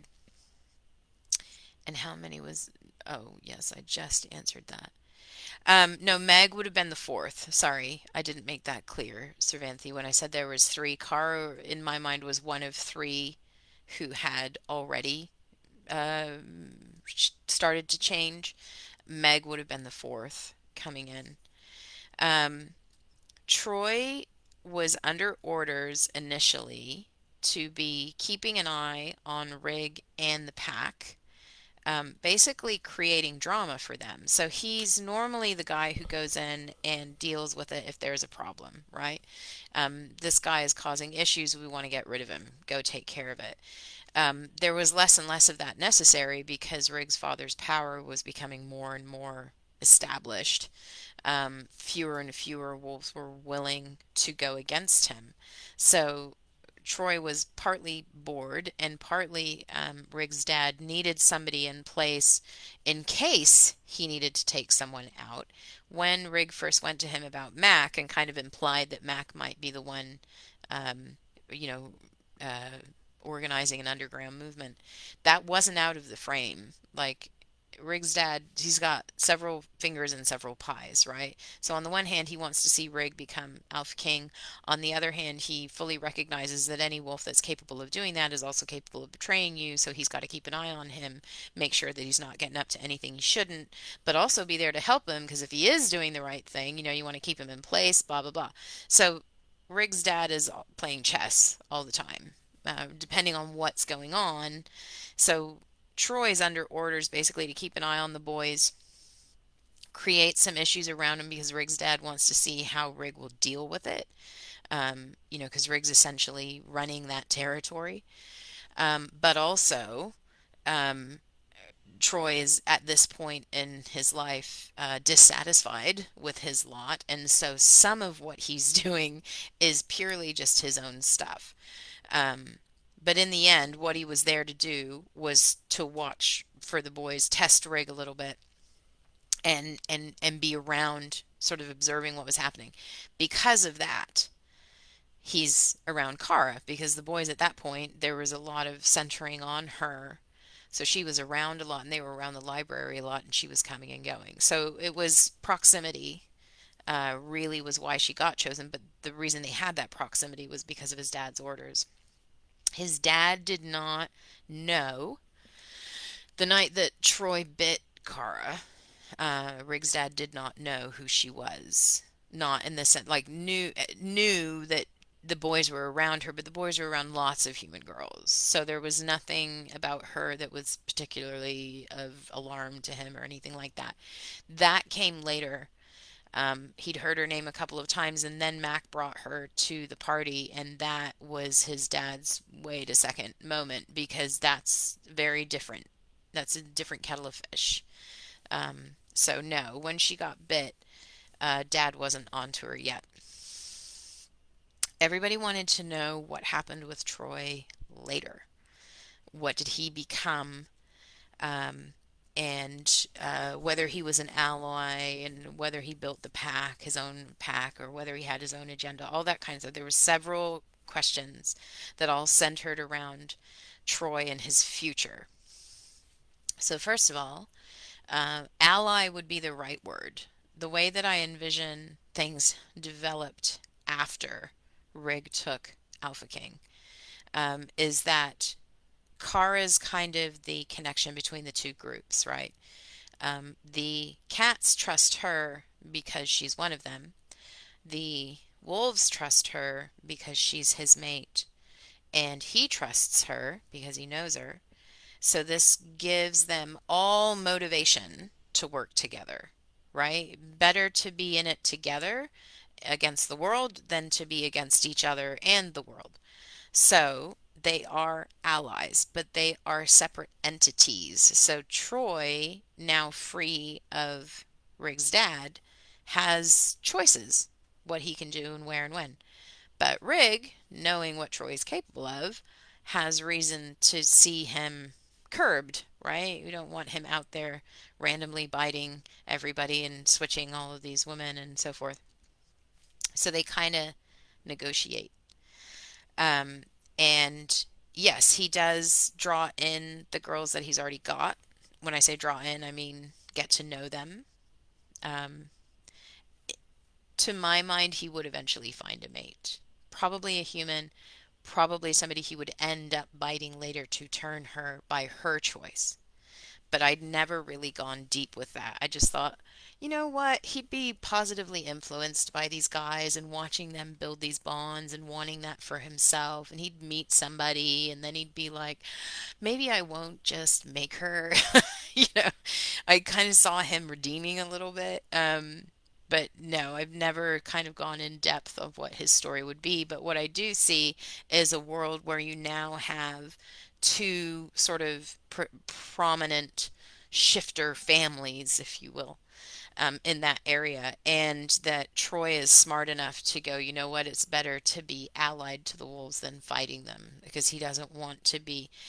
He Rig understands his dad and how his dad works and wouldn't hold Troy super accountable for things that he did under orders, but at the same time, that demonstrates what he's capable of.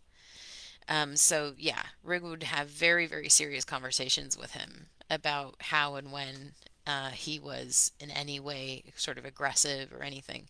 Because even though Troy is a wolf killer and can be a wolf killer, the reality is you get enough wolves on him, he's going to die. And they have the numbers, and Troy doesn't. So there's a mutually beneficial reason for peace, I guess. Um, but also that was the other thing. In those last fight scenes, Troy helps the rogues chase off and kill the hierarchy wolves. So he did prove to the packs at large that he was on their side, so to speak, which is also what helps them kind of be able to align. A lot of questions about Jack and Tessa. In fact, pretty much all of the questions were about Jack and Tessa and whether they were getting together. So first of all, Kathleen wanted to know what Jack's role would be in the hierarchy with Rig. I imagine Jack, as he is and was written, he would just end up being on Rig's council. Like he would just be one of the guys that he trusts, who's around. He calls him in to do whatever's needed. He's just around. And advisor's probably a little bit too strong because Jack's probably a little bit too lackadaisical to play a wise man, but he would be a voice in the room. Like Rig would listen to him. But Jack's not the first person he's going to when he's got a question about what to do in life. Um, what had happened with Jack was originally, like I say, I had this original story. Originally, there was going to be five wolves, and then I combined two of them to make Jack. So there was four. But even in that, the role that Jack's character was supposed to play never ended up coming to fruition in the plot. And so Jack unfortunately ended up being kind of this low-hanging fruit who was just there and a part of things.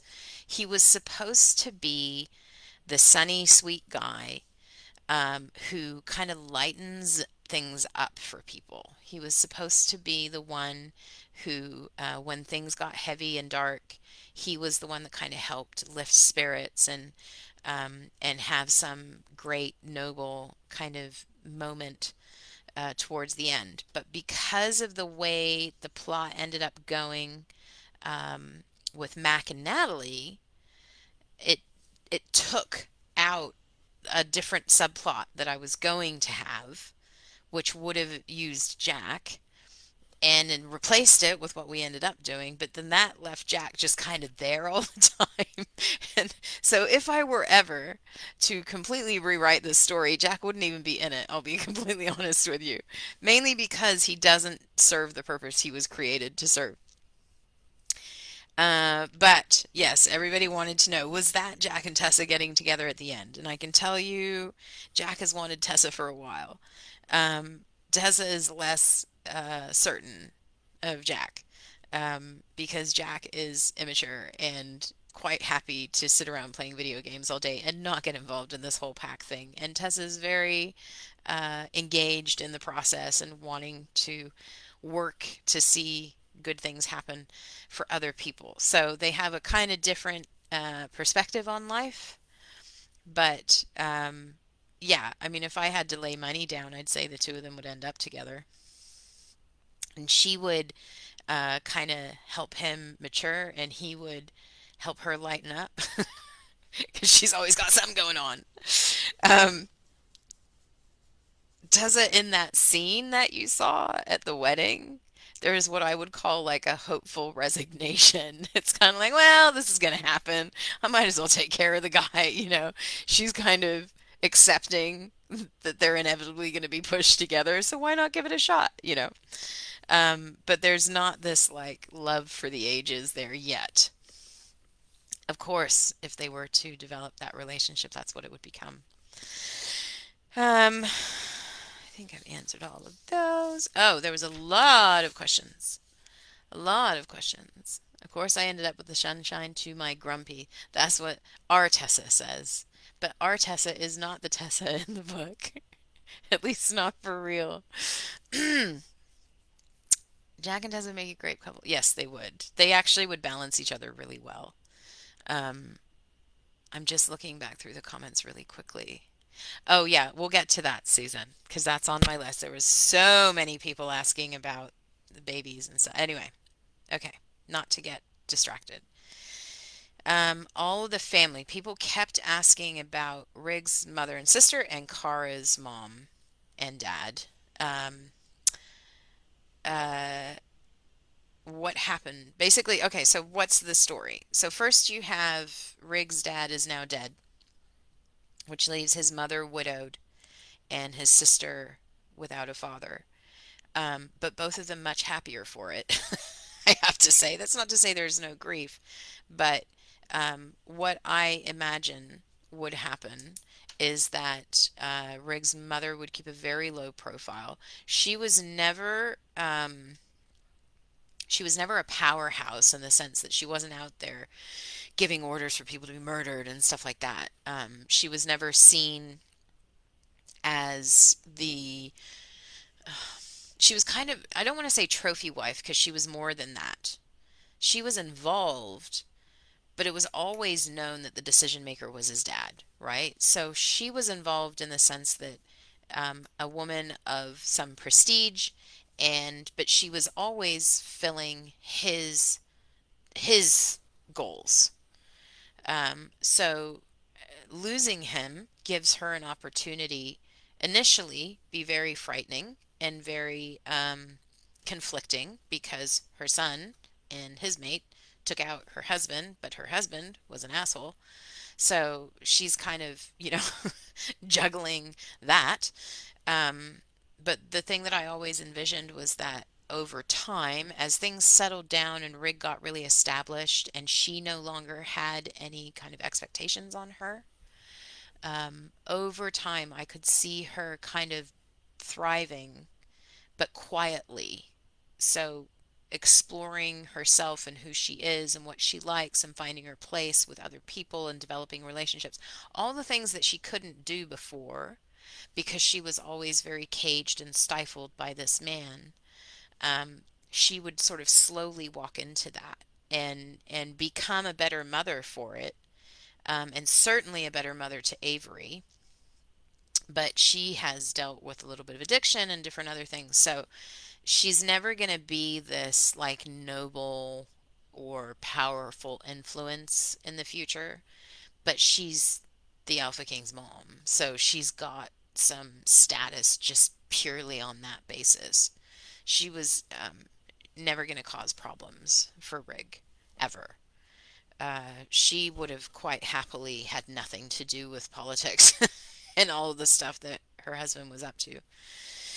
And plus, she's pretty broken. I mean, her husband was abusive and a cheater, and broke the bond, like weakened both of them by doing that. She was not a happy woman, so she's got some stuff to shovel. Avery, um, I think overall again would thrive in this new environment. Somebody asked about whether Avery would accept Kara. Avery's only concern the whole time was was what impact it would have on Rig to have a human mate because she thought Stephen was dead and that meant she was going to lose Rig as well and she didn't want to.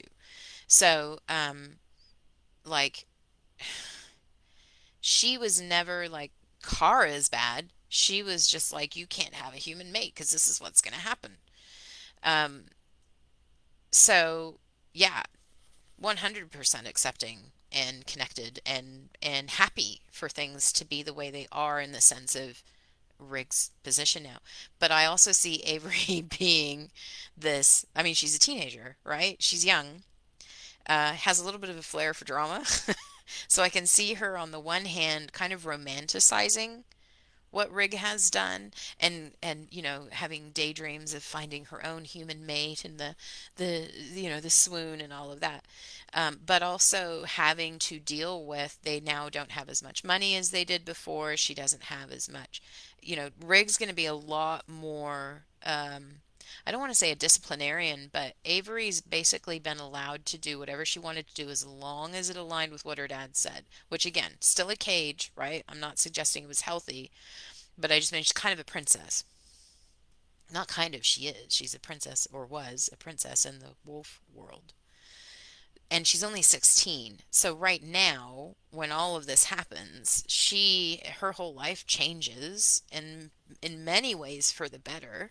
But some of that sort of materialistic status stuff is reduced, and she has to get used to that, and that takes some time. And she's only 16, and you know, but ultimately she's going to do really well in that environment. And both her brothers are there as a part of it now to help her. Um, I think it was Kristen. I didn't write down who it was. Somebody said, in relation to Rig's mom, a broken mate bond can be painful. It seems like the bond was broken so often she'd be relieved, or is she vengeful? Has she found peace and is she proud of her boys? Very proud of both of them. They did, or they undertook what she never had the courage to do, which was to stand in the face of their father. She, at her heart, was a little, not a little bit, she was a coward. She was too scared to really face him down. Um, so she's very proud of her boys for being willing to do that. She holds a lot less um, resentment, I guess would be the word, or bitterness towards Stephen than Rig did. Rig, I think, would always struggle a little bit with the choices that Stephen made, whereas his mom kind of understands it a little bit better, how you get to that point. So very proud of her boys, but very broken. Somebody said, would she have a second chance mate? I don't think so. I think that she would be the kind of woman who was, when she did find freedom, when she did finally start to kind of blossom a little bit, she would be unwilling to risk giving that up. So she would just not, not, not entertain another relationship. She would be too burned by what had happened. Um, so, you know, I don't see she's not a hero, but she's also kind of a redemption story a little bit, I guess. And Avery would grow up to become a very good woman because her brothers would essentially parent her from that point on. Um, and then people were asking about Kara's parents. Would her mom ever leave her abusive dad, or would someone have to kill him? Um, no, no one's going to kill her dad, but I'll tell you why. Because he's going to die miserable and alone and drunk. Um, Between Kara's sort of mental torment of him, to kind of break what little was left of him, and I'm not going to tell the full story because I still hope to write it as extras, but one of the questions was about this renewing of the vows that they would do with her mom there. Um, Suffice it to say, Kara and Rig's entire goal with her parents is to get her mom to leave her dad, and they would eventually succeed in that. Um, and so he would have lost kind of the last thing of value that he had, and he would just descend into alcohol and madness, um, which personally I think is way more fitting for someone who has tormented other people than to just, blink and you're dead. So, yeah, he dies alone in a pit of filth. as far as I'm concerned. So, and also because I wouldn't want to put his blood on anybody's hands, even though a lot of people would say he deserved it. I don't think you can take a life without it having some consequence for you. And I do think there's absolutely situations where that's necessary, and I wrote some of them. But I also think it's always better not to if it can be avoided safely. Um, because I think that we underestimate the impact that it has on the person who did it. And I think for Carr and Rig, part of their ability to have joy is in not having those darknesses be a part of their life, or rather, that the darknesses that they have are kind of um, being healed by what they're doing rather than compounded. Um, so that's probably going a little bit deep, but that's why you'll always see that I hardly ever write vengeful deaths because I think that there's a lot of danger in that.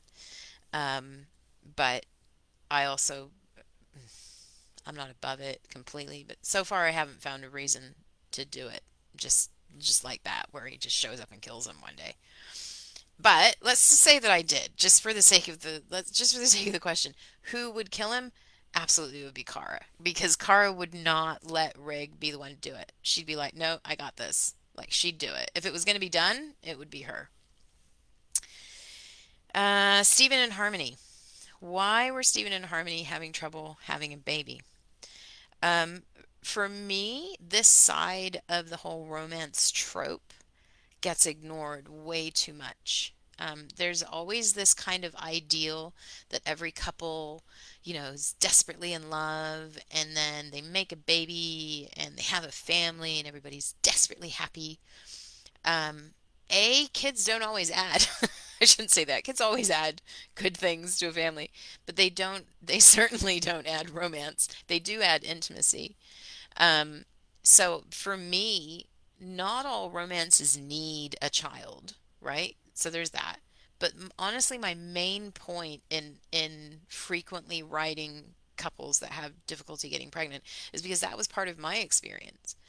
And I think that there's a lot of women where that's part of their experience, and I don't want them to feel like, well, there could never be a real romance that has my kind of situation in it. Because I know that those processes that you go through in a relationship, they add something else. So while you are lacking something you want, you can, not always will, but you can in that process gain something together. So to me, having Stephen and Harmony hit that barrier was really just about just showing that you can be in love and be passionate about each other, even if that's happening. Um, but but yeah, I'll always bring those sorts of things into my stories. I can't ever imagine a story where everybody has kids and everybody's happy and I just can't do it because that's not life. Which I know none of this is. I mean, werewolves aren't life. I don't know how to explain it except that it's important to me to include that as part of romance. Um, did Stephen end up under Rig or back with the Rogues? I'm going to add these questions together because the answer kind of covers all of them. Are the Rogues in the main pack separate or an extension now that they believe the same things? Is Steven still a problem? I still have bad vibes about Steven, and he's not my real brother. How does Rig process all of this? Did he burn the mansion down and start over? Do they all get therapy for their PTSD and have Sunday family dinners? I loved that question, Susan. That cracked me up. Um, so first of all, after the events that you saw at the end, um, yes, I know, Tessa. That's what I said too. Tessa says tigers and wolf shifters, and then I go, everyone having kids isn't real life. I know. I made that point. I saw my own irony. Anyway, so after the conflict between the hierarchy and the rogues and the underwolves, whatever you want to call them, um, the agreement that Rig and Steven had originally was that Stephen would allow the wolves to come if they wanted to. And what I don't know if it came through there in their conversation.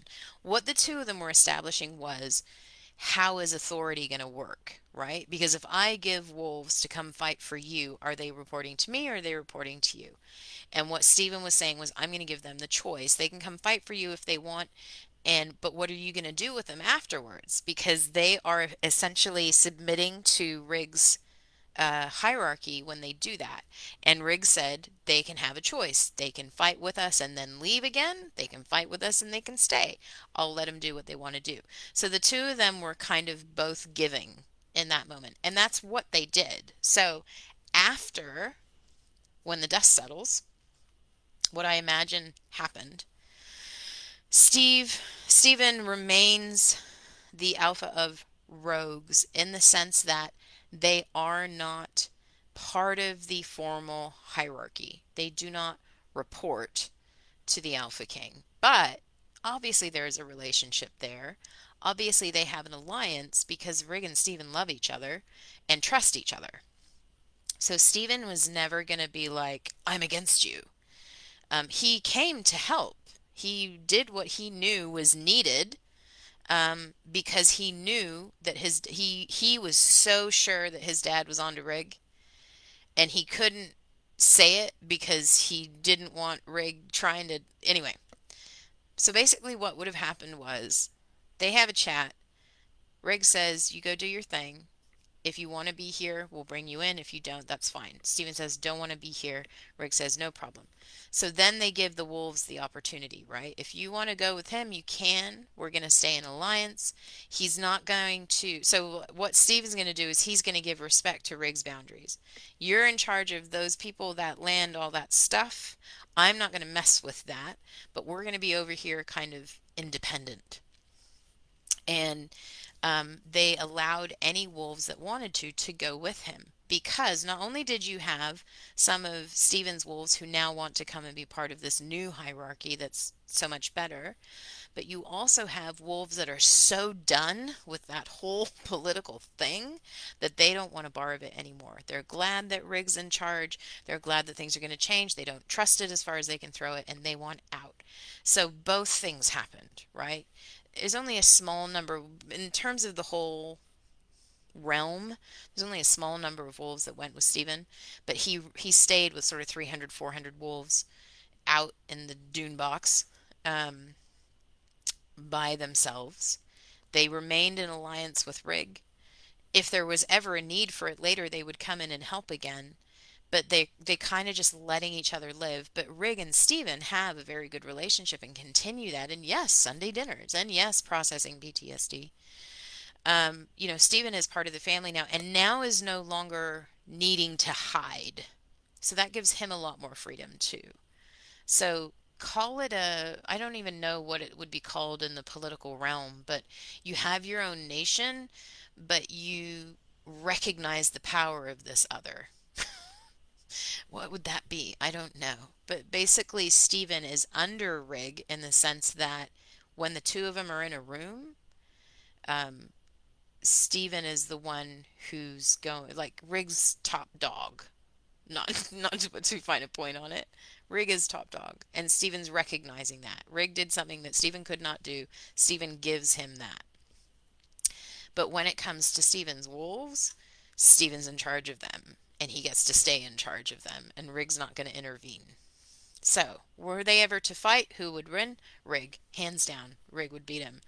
But it would be ugly, and neither of them wants to do that. So they're both quite happy to see the other fulfill a role that they don't want to fill.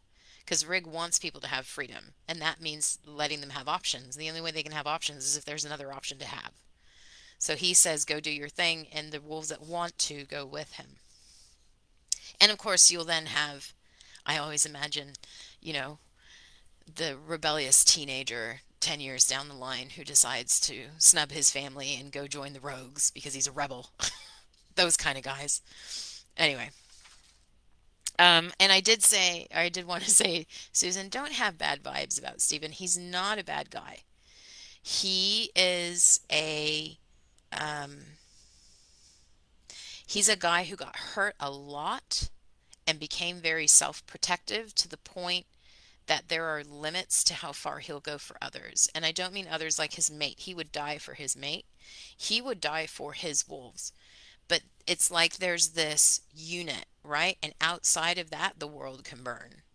I don't think that's a good way to be, but I also understand how people get there. And that's where Stephen is. He's not weak overall, he's got a limitation.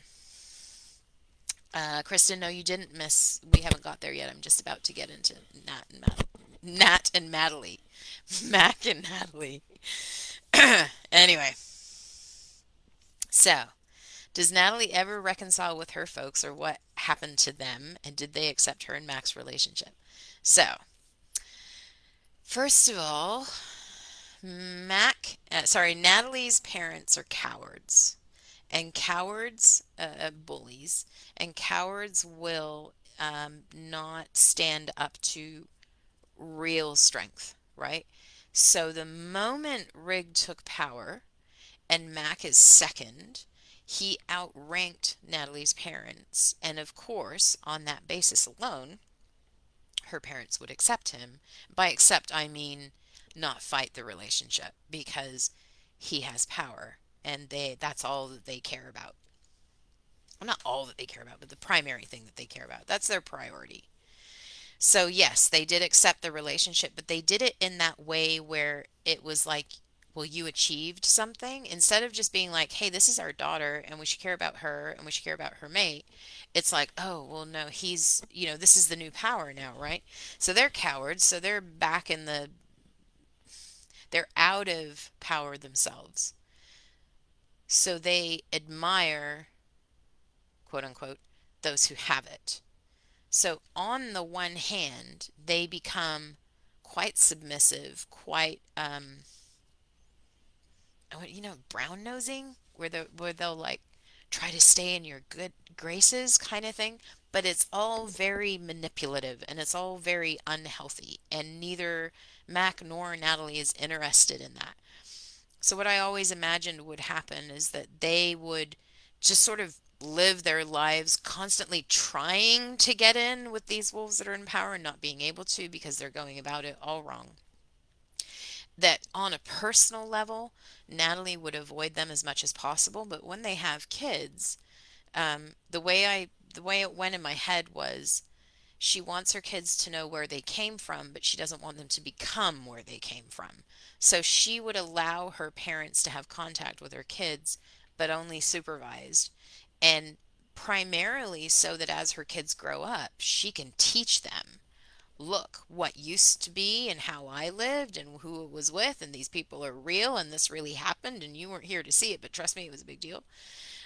So that her kids can kind of appreciate what happened and hopefully not return on that cycle. So yes, they did sustain a relationship with her parents, but it's not a intimate one. It's a we're going to let you in to a degree because you're my mom and dad, but that's it. But yeah, they're cowards. They not nice people. Also not troublemakers. They lose all their power. They lost all their power that day, so they can't really create issues. Nobody's following them anymore. All of the wolves that were truly powerful in that hierarchy are dead, and all the ones that are left are the ones that were willing to submit, and they have no power now. They gave it up by submitting. So, they're weak. That kind of needling weak that I hate. But anyway, did Mac and Natalie have a boy or a girl, and what name did they choose? I loved that question, Janelle. So they did have a boy, and they named him after his father, Mac. So now they have Little Mac and Mac Daddy, just because I think it's funny. I can see like Cara and Natalie just like just relentlessly on that with Mac. Anyway, I thought it was funny. Okay, last one's Rig and Cara. What happened to Beans and did he ever fully accept Rig? Yeah, I mean, you already saw in the story until they got kind of taken away that that was already happening, that Beans was already accepting Rig, but I always imagined that when they returned and their life had any kind of stability, um, Beans would sense the bond. And for him, that's all it would take, right? And eventually he would like Rig more than Kara because they got the man thing going on. That was what I always imagined, but who knows? But yes, Beans had already accepted Rig before they left.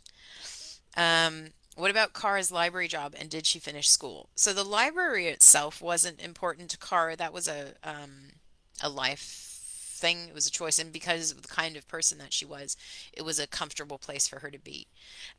So the library, no, she's not returned to the library. She did, however, in my mind, later finish school because she, between the two of them and all this stuff, I mean, this is their life now, right? The pack and the cats and all of that. They've got a lot to deal with. So I always imagine for sort of 2 or 3 years as they were establishing themselves and Rig was really getting himself firmly placed in control and all of that, like their focus was entirely on um, making that a healthy pack, but also just having time together. Because up to this point, their whole life has just been one drama and one danger after another. So the minute they had any sort of stability, I could see them just being like, ah, and just kind of like hanging out together, just having that downtime. But yeah, I think that Kara would go back to school and finish her degree later, probably a couple, 3 or 4 years later, depending on kids and stuff, um, just because she wanted to. She wouldn't need it for what she was doing. I mean, this is their life now. For the rest of their lives, they are the leaders of these packs, and um, that's all they either of them wants to do, frankly. But she's the kind of person who likes to finish things that she starts. So I can see her going back and finishing her degree at some point. I had more than one person ask if they ever went back to the pet store for Rig to get the kitten. So, y'all don't understand pet stores very well, I think, because that kitten would be gone pretty fast. Either because it would be bought by somebody or because it would get too big and no longer be cute. And so then they would, unfortunately and sadly, probably get rid of it. But no, they didn't go back and get that kitten. They didn't have time.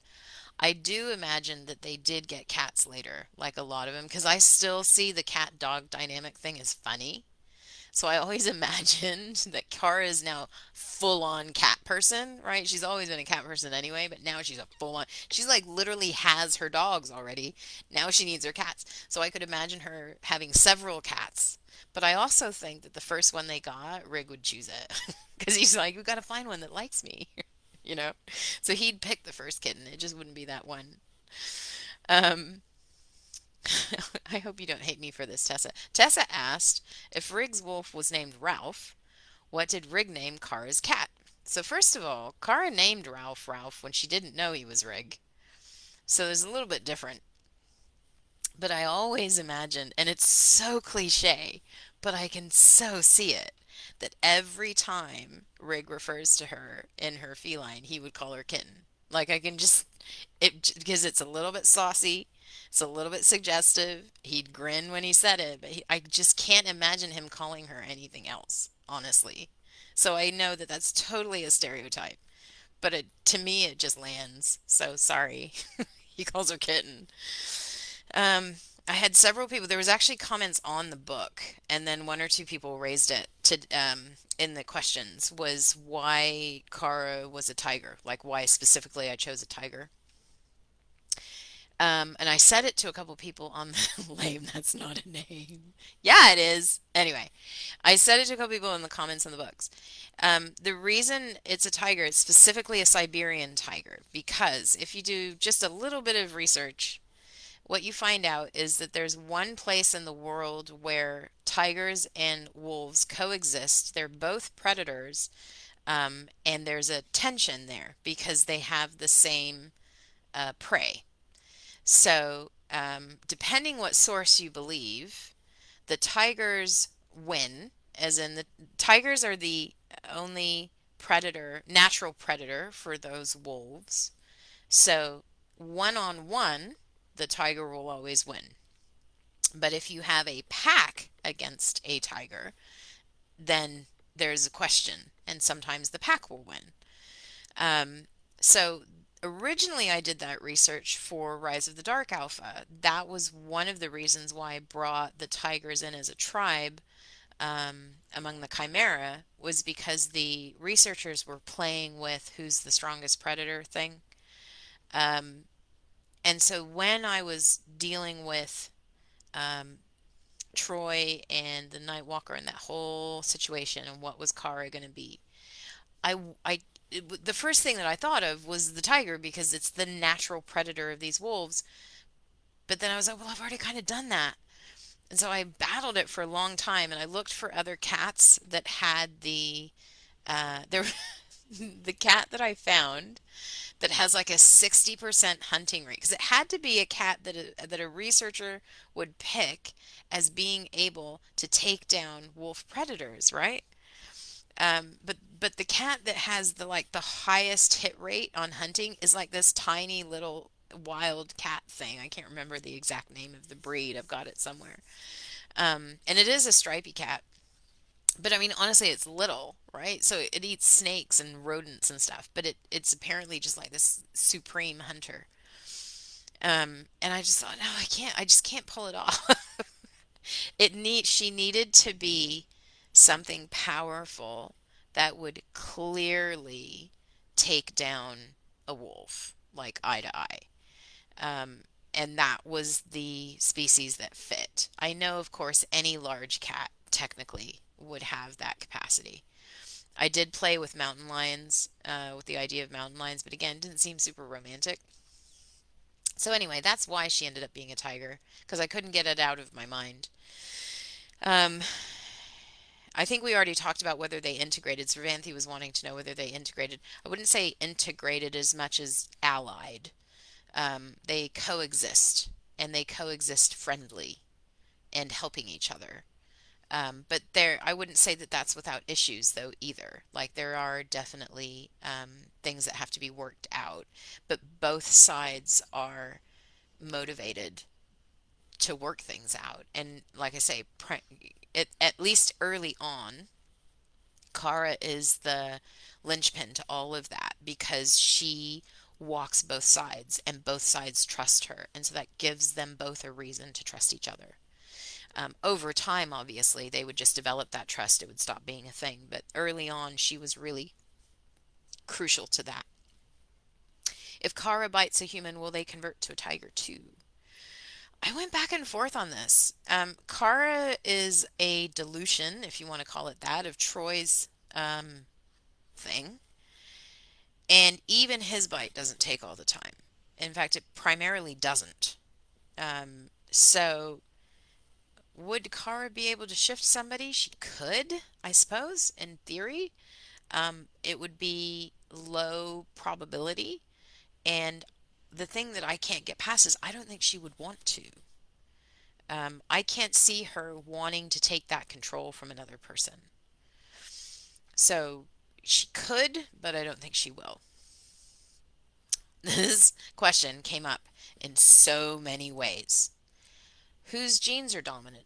Would Greg and Kara have kittens or puppies? How would the kids look? Would they look like humans or would they look like animals? Which are they going to have both or is one dominant? Like it just came up over and over. Oh, will all the babies be wolves or will they be human? Um, so there's a limit to how much I want to say here in specifics, only because I want to leave myself open to write more in that world. Um, but I will say this. I see Kara's DNA as predominantly human because she was changed. She wasn't born this way, right? So she's had something added to her, but she's predominantly human. One thing I would be certain about is that their kids will appear at least human, just like they do. Both of them um, are human unless they choose to shift, and their kids would be the same. Whether or not they would be wolves or cats or some strange mix. I don't think I would ever write that they would be a mix because I've always seen it as, but I mean, would be kind of fun. I've always seen this as like dominant genes. So, um, like when both parents carry one gene, then that's what the kid is. But if they carry different ones, then the dominant gene comes out. But sometimes one can dominate over another, and other times it won't. So I think it's a lottery, honestly, for any mixed species shifter relationship in my worlds. I think it's you got to wait and see. I don't think it's a one shot thing, right? So I could see them having either or both. I could also see them having humans with just increased senses because Car is predominantly human, and the other shifters have the human genes as well. They just have additional stuff. So I'm not going to say except that all things are possible. um, oh, Janelle wanted to know after they all came back from the cabins what everyone's reaction was to finding out that they had hidden their true relationships. I think it's easy to forget the underdogs and rogues already knew. They all already knew. So it was only the hierarchy wolves that were shocked or surprised by that. A lot of them died, the rest submitted. So there was no resistance to that in the sense that they won the fight, so to speak. So there was no like, you can't do that. Um, but predominantly because it was most of the wolves, especially the wolves in power, but just most of the societal structure is now made up of ones that were previously either rogues or underdogs. They all celebrate the fact that these two mates have come together and these two pairs, and that they are literally a symbol of freedom for them. So, um, yeah, I don't see there being drama there as much as like excitement. If Kara isn't being called Luna, what is the pack calling her? Samantha wanted to know. The only reason she's not called Luna is because she's not a wolf, but she holds that same authority. So she's just the alpha female because there's no there's no cat position in the packs, and there's no wolf position that would encompass something else. So she is the alpha female. So she has power of her own, but her power stems from her relationship with Rig. So he is alpha king. He's on top, but she's just right there. And so like she outranks Mac, for example. She can fight Rig where others have to just submit. And when it comes to, orders and stuff, like she has areas of responsibility. Over time, she would take over certain aspects of the pack rule, so to speak. Rig's not his dad, so Rig will rule in a much more, I don't want to say democratic because it's not democratic, but um, a lot more freedom and a lot more equality and a lot more it being less about what you are or who you are and far more about how you manage. Rig would raise people in the ranks who proved themselves to be the kind of wolves that he wants to see in power, like that have that open-mindedness and have that ability to give others freedom and aren't threatened by other people's strength and stuff like that. Those are the kind of people that he's going to bring up, and Kara is one of those. She's not as interested in power as Rig is. Like for Rig, that's kind of a natural thing. Like he just, it's just in his DNA. He's just a natural leader. Whereas Kara would be much happier to sit back and just let stuff happen as long as she wasn't getting hurt by it. But she, having seen and heard what happened with Rig and his dad and everything, she doesn't want to see that happen. So she's invested in making this new society work. But yeah, she's just called the alpha female. Janelle wanted to know what Rig and Kara's first date would look like, and I can honestly say that if I see them having a night to themselves, after all of this has gone down and there's finally some calm, it's 100% a Netflix and chill situation. Like they are both so exhausted and sick of being under constant pressure and danger from other people that the minute they had space to breathe, they would just be like, "Come here," and they would just like disappear together and just like shut themselves off from everybody else. And I imagine that they did. Um, so yeah. I also, just in thinking that through, um, they would have kicked the other guys out of the house because Rig owned that house. And but then eventually when they had a family, they would move somewhere that was a bit more suburban with a fenced yard and all of that kind of very, very, very white picket fences. But yeah, initially I see them having that house to themselves, but obviously people visit a lot. And they would be very much homebodies in terms of most of their time that they had that was downtime would just be together. But they're always going to go dancing now and then. That wouldn't be the first thing they would do, but there's always going to be that aspect in their relationship because Kara loves to watch him dance, loves to watch him dance, and he likes to dance. So I can see that being something once things relaxed a little and they weren't so exhausted. I could see that being something they do every few weeks, let's go hit the salsa club or let's go to the nightclub or whatever, and take Mac and Natalie and all the others as well. Um, Kristen wanted to know about Karen Rigg's vow renewal and her mom and that whole scenario that Rigg was setting up with her dad. I'm not going to give you a lot of meaningful details on that because that is something that I hope to write as an extra one day. But just know that it's a pivotal time for her mom. And then lots of people asked in different ways about side stories or extensions or more books or something about this crowd in this world. Um, and I just want to say, I hope so.